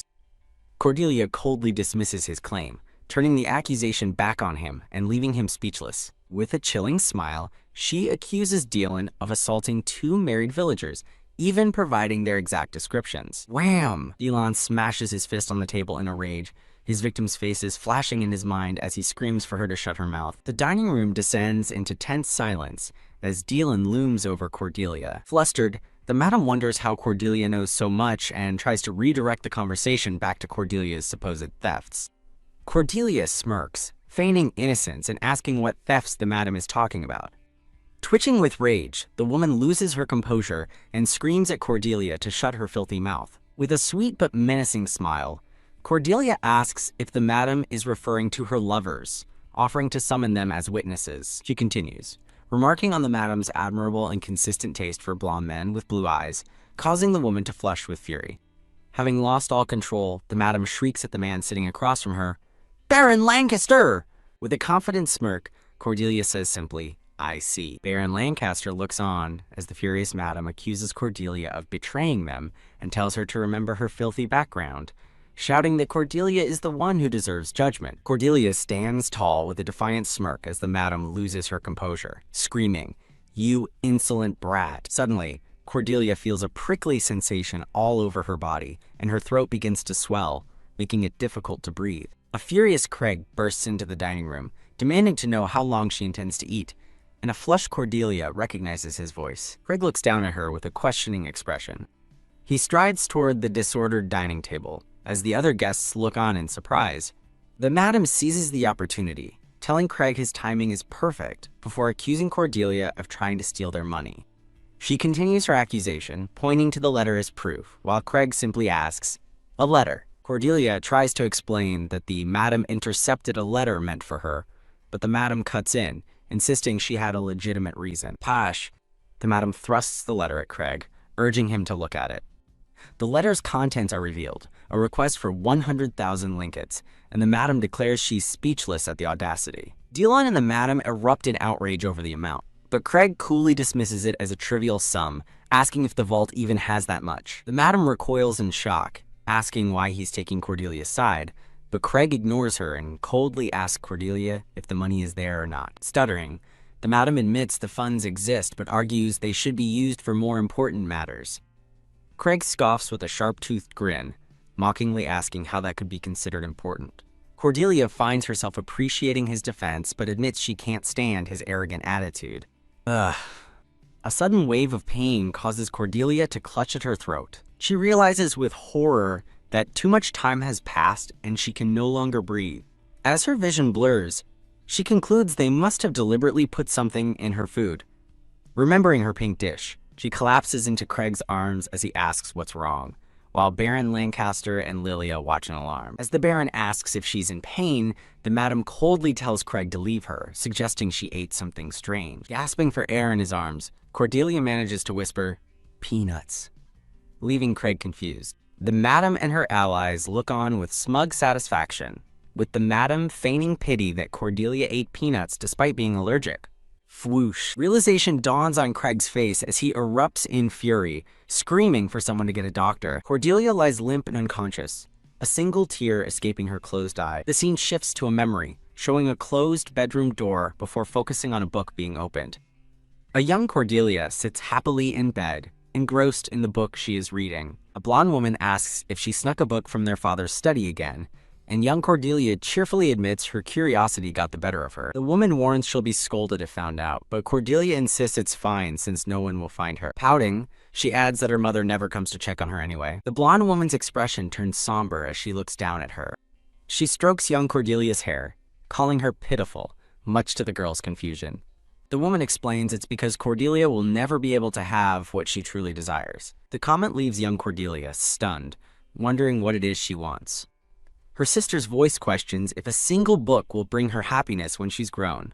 The voice continues, explaining that wanting more is human nature, and knowledge only fuels that desire. She predicts their father will hinder Cordelia's future, wishing she'd been born into a different family for a chance at happiness. Young Cordelia protests, declaring her love for her mother, while the blonde woman offers a sad smile. Embracing her tightly, the woman whispers that she loves her too. Hush! The memory ends as Cordelia awakens in her bed to the sight of a relieved Emily. Emily, overjoyed, explains the doctor had declared her to be in very critical condition. Cordelia reflects on the harrowing experience, realizing she truly almost died. While she processes her close call, an animated Emily recounts how the madam dismissed her condition even though she was unconscious for 4 days. Gah! The news jolts Cordelia, who sits up in disbelief at having slept for 4 days. Wiping away a tear, Emily explains that the master frantically called every doctor in the area until one could save her, as they feared she might not wake up. Cordelia is left speechless and wide-eyed by the revelation of his efforts. She recalls the image of Craig's genuinely panicked face from the dining room. Musing on his reaction, she wonders if perhaps he's actually a kind person after all. Wham! Her thoughts are interrupted by a vivid, startling memory of Craig bursting in and shouting, "Hey! You're awake?" Emily is shocked to see Cordelia awake, who confirms she is conscious as the red-haired man looks on. A flustered Emily dashes off to prepare porridge while the red-haired man watches her leave. The two are left alone in the room, with him standing silently at the foot of her bed. He glares down at her with an intense, twitching expression. Noticing his stare, Cordelia weakly asks why he's glaring at her. He leans in and furiously scolds her for eating something she's allergic to, while she thinks how awful it is to be lectured immediately upon waking. As he continues to yell, she internally justifies that she couldn't refuse the dowager's invitation. He angrily tells her she should have refused, warning that the dowager could have used poison, leaving Cordelia speechless. Realizing he was worried, Cordelia bursts into a bright, genuine smile. Caught completely off guard by her smile, he turns away with a slight blush. Flustered, he runs a hand through his hair and relents as Cordelia peeks happily from under her blanket. He turns back, grabbing his hair and ordering her to stop being subservient to the madam, declaring he will handle things from now on. Cordelia looks at him with genuine concern, wondering how he plans to handle it. While she feels her body recovering, he makes a grim vow to get rid of those filthy people. The scene shifts to a grand estate at night, where an older man asks a white-haired man if Lady Cordelia is awake. The white-haired man confirms that she is, prompting the older man to express his relief. The white-haired man gazes at the sky, thinking with a faint smile, "But I'm still alive." The focus returns to Cordelia, who smiles peacefully in her bed, feeling grateful. The white-haired man, Lord Leonard, tells his subordinate that Cordelia seems cheerful enough, so there's no problem. While the subordinate expresses relief, Lord Leonard clarifies his concern wasn't about her being unconscious. With a hardened expression, Lord Leonard orders his subordinate to go and get Beluce. The older man bows respectfully, addressing him as Lord Leonard, and agreeing to the command. The man immediately panics, calling Beluce a dangerous freak, and worrying that summoning him will get them discovered. Lord Leonard dismisses his fears, stating they can't hide forever, as the man suggests summoning Lord Melvin instead. Rejecting the idea of a conspicuous official, Lord Leonard says no one would be surprised by someone like Beluce, who he compares to a stray dog. The older man strokes his chin thoughtfully, admitting Beluce's reckless personality could indeed be a problem. Lord Leonard curtly dismisses his worries and reiterates his order to summon him. A close-up reveals a white-haired man with intense purple eyes, thinking disdainfully about this ridiculous castle. Overlooking the moonlit estate, the man vows, "I'll put an end to it." Back on the balcony, the older man acknowledges Lord Leonard's decision. Lord Leonard gives another order, an additional investigation into the Vasquez family, surprising his subordinate. When asked if he still suspects a link between Cordelia and Maximilian, Lord Leonard denies it. In her room, Cordelia tells Craig that her father sees her only as a source of money. She confesses that she began receiving letters demanding money shortly after arriving 2 months ago. She explains her fear kept her from throwing the letters away, though she regrets it now, as Craig listens intently. Finishing her sad story with a smile, Cordelia leaves Craig looking utterly shocked. With a sudden, mischievous grin, Cordelia breaks character and asks him, "So? How's my acting?" Elsewhere, the older man confusedly questions Lord Leonard's strange behavior. Lord Leonard decisively orders a thorough investigation into the current head of the Vasquez family, including their bloodline and history. Days seem to pass as Cordelia is shown recovering, peacefully sipping tea on a sofa.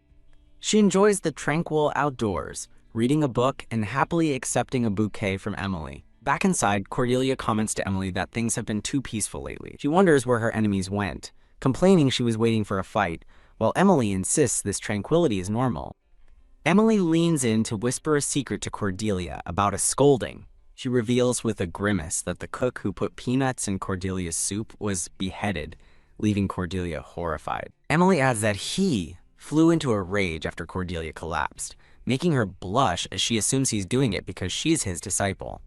A flashback shows a man with an eye patch and horns snarling in rage, shouting, "Again!" He stands over a terrified Cordelia, demanding she try to summon a flame once more. A montage of her training shows her repeatedly failing to cast a spell correctly as he screams that she's wrong. Gasping for breath in the present, Cordelia trembles in her bed, thinking she takes back all her gratitude being.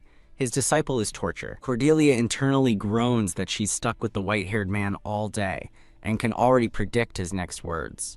As he looks on, she struggles against her own impulses, knowing she should think before acting, but finding her body won't cooperate. Panicked, she declares she'll prove him wrong with her actions and tells him to stay out of her way, much to his annoyance. She frantically demands the magic to appear, asking if he wants her telling him what to do, leaving him looking a bit confused. Standing before him, Cordelia successfully conjures a tiny flickering flame in the palm of her hand. She proudly shoves the flame in his face, beaming as she asks if it's a success, and he grudgingly confirms that it is. She boasts that reaching his 5-year-old level on her first try is impressive, as he reveals he managed it when he was 5. A flashback shows a tiny 5-year-old Leonard effortlessly summoning a large ball of fire, noting the difference in size with a haughty HMPH. An imaginary chibi Leonard smugly asks if she's satisfied with his 5-year-old level, prompting an equally small Cordelia to call him infuriating. With a mischievous grin, Cordelia thinks that while she'd love to punch him, she'll let it slide today because he's taught her so much. She tells him she finally understands his lesson about learning with her body, and he explains repetition will ensure she's ready for anything. Her bright smile seems to catch him off guard, as he looks down at her with a soft, almost proud expression. He gently pats her head, warning her not to get carried away just because she's taken her training wheels off. Cordelia blushes slightly as his hand rests reassuringly on her head. Tugging on his vest, she eagerly asks if this means she can learn other types of magic now. She looks up with sparkling eyes, dreaming of casting a powerful fireball, just like the one he showed her. He crushes her hopes with a deadpan expression, flatly stating, "Not a chance." Ouch. He flicks her forehead and scolds her for being cheeky, but she defiantly insists she'll learn it eventually. Turning away, he opens a drawer while she watches, wondering what he's doing. He pulls something out, remarking that he was right to prepare it, leaving Cordelia completely confused. She watches with a questioning gaze as he announces that their lesson for today will begin now. With a menacing glint in his eye, he holds up a single, large carrot. A stunned Cordelia is shown wearing bunny ears, her mind blank with confusion. The image of a baffled, bunny-eared Cordelia lingers. In a cute chibi scene, he offers the carrot to a nervous-looking Cordelia. Wah! A flashback shows her in a field with bunny ears, crying that she found a carrot but wants to learn magic, while he yells at her to keep searching. In another chibi memory, Cordelia spots a carrot in her food, but Leonard shouts that she's wrong. The tiny duo argues over food, with her insisting on carrot power and him demanding she try again because he doesn't feel it. Blindfolded in the present, Cordelia's training continues as she identifies carrots and bread, then moves to potatoes, much to a chibi Leonard's confusion. She continues to identify an egg, an onion, and a green onion before letting out a frustrated scream. After a moment of intense focus on an empty plate, Cordelia's eyes snap open with determination. Her green eyes narrow with focus and understanding. Understood, she declares confidently, adding that it was easy, while he simply asks what's in it. Cordelia beams with a triumphant and radiant smile. She muses that she must be a genius for learning so quickly, thinking her master can finally rest easy. Her celebration is cut short when a chibi Leonard asks, "What else?" causing her to panic at the thought of more training. He runs a hand through his hair, thinking he's so tired that her head must be the problem, as she glares at him from behind. Huh. She retorts that her brain is average, and comparing her to a master is what's wrong, but he scoffs, asking whoever told her she was average. Trembling with frustration, Cordelia clenches her fists and tells herself to just be patient. Lord Leonard explains that this training is crucial so she won't be poisoned again by not knowing what's in her food. Realizing he's doing this out of concern for her, she decides to stop talking back. He suddenly explodes, demanding to know why she has such a defiant look, while she frantically insists it's her normal expression. A quiet, tense moment passes between them. Emily's voice interrupts from the doorway, announcing her presence, and Lord Leonard asks her business.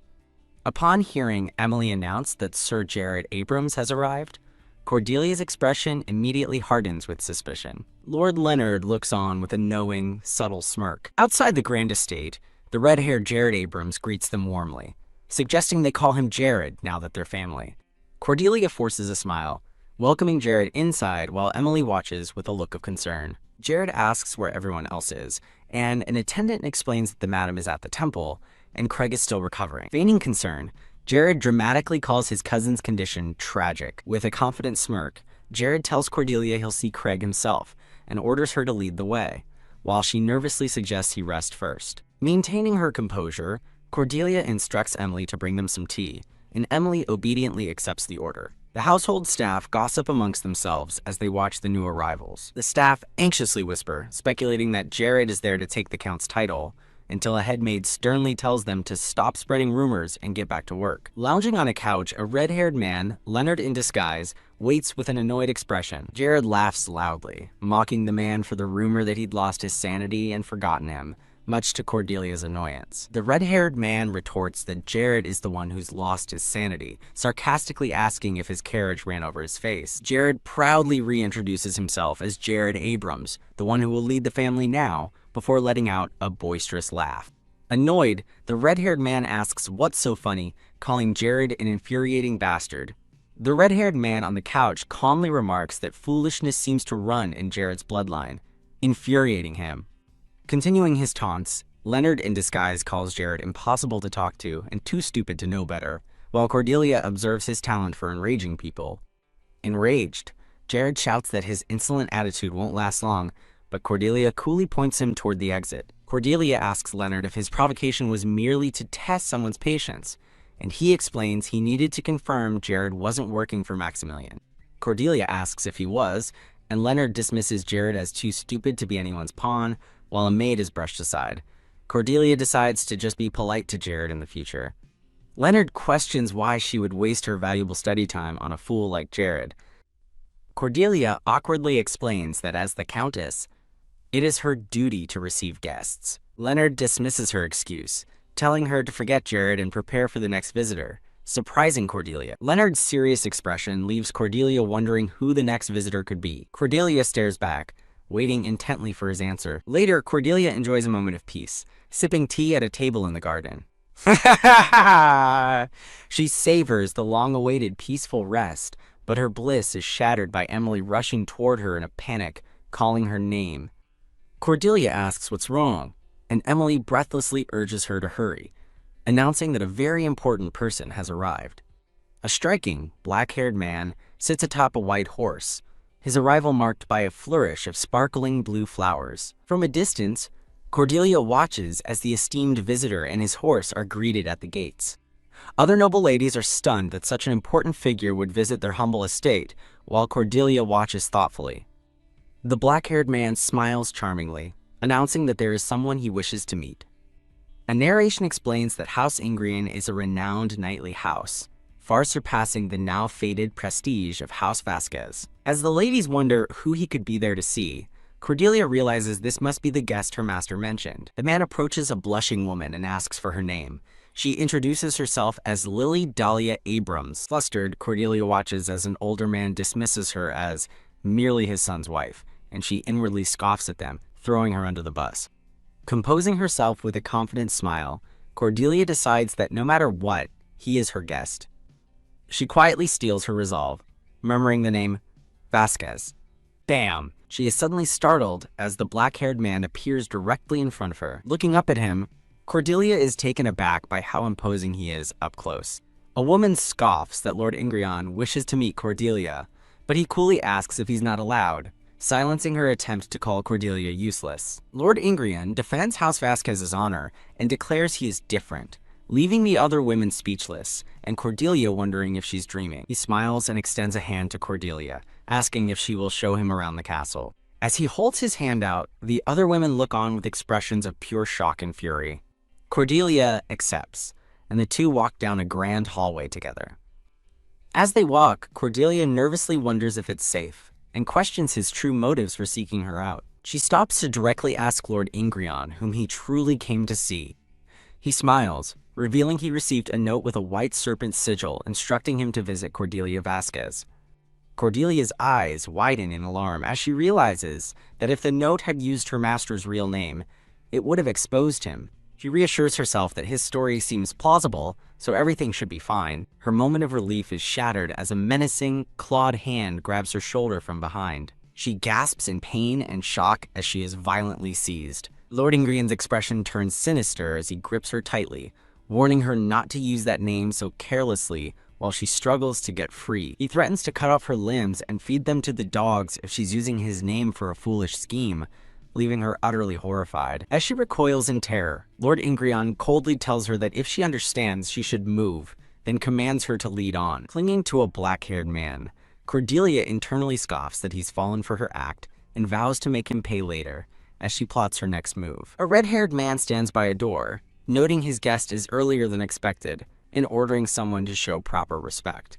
The black-haired man, Beluce, stands by silently with a look of mild irritation.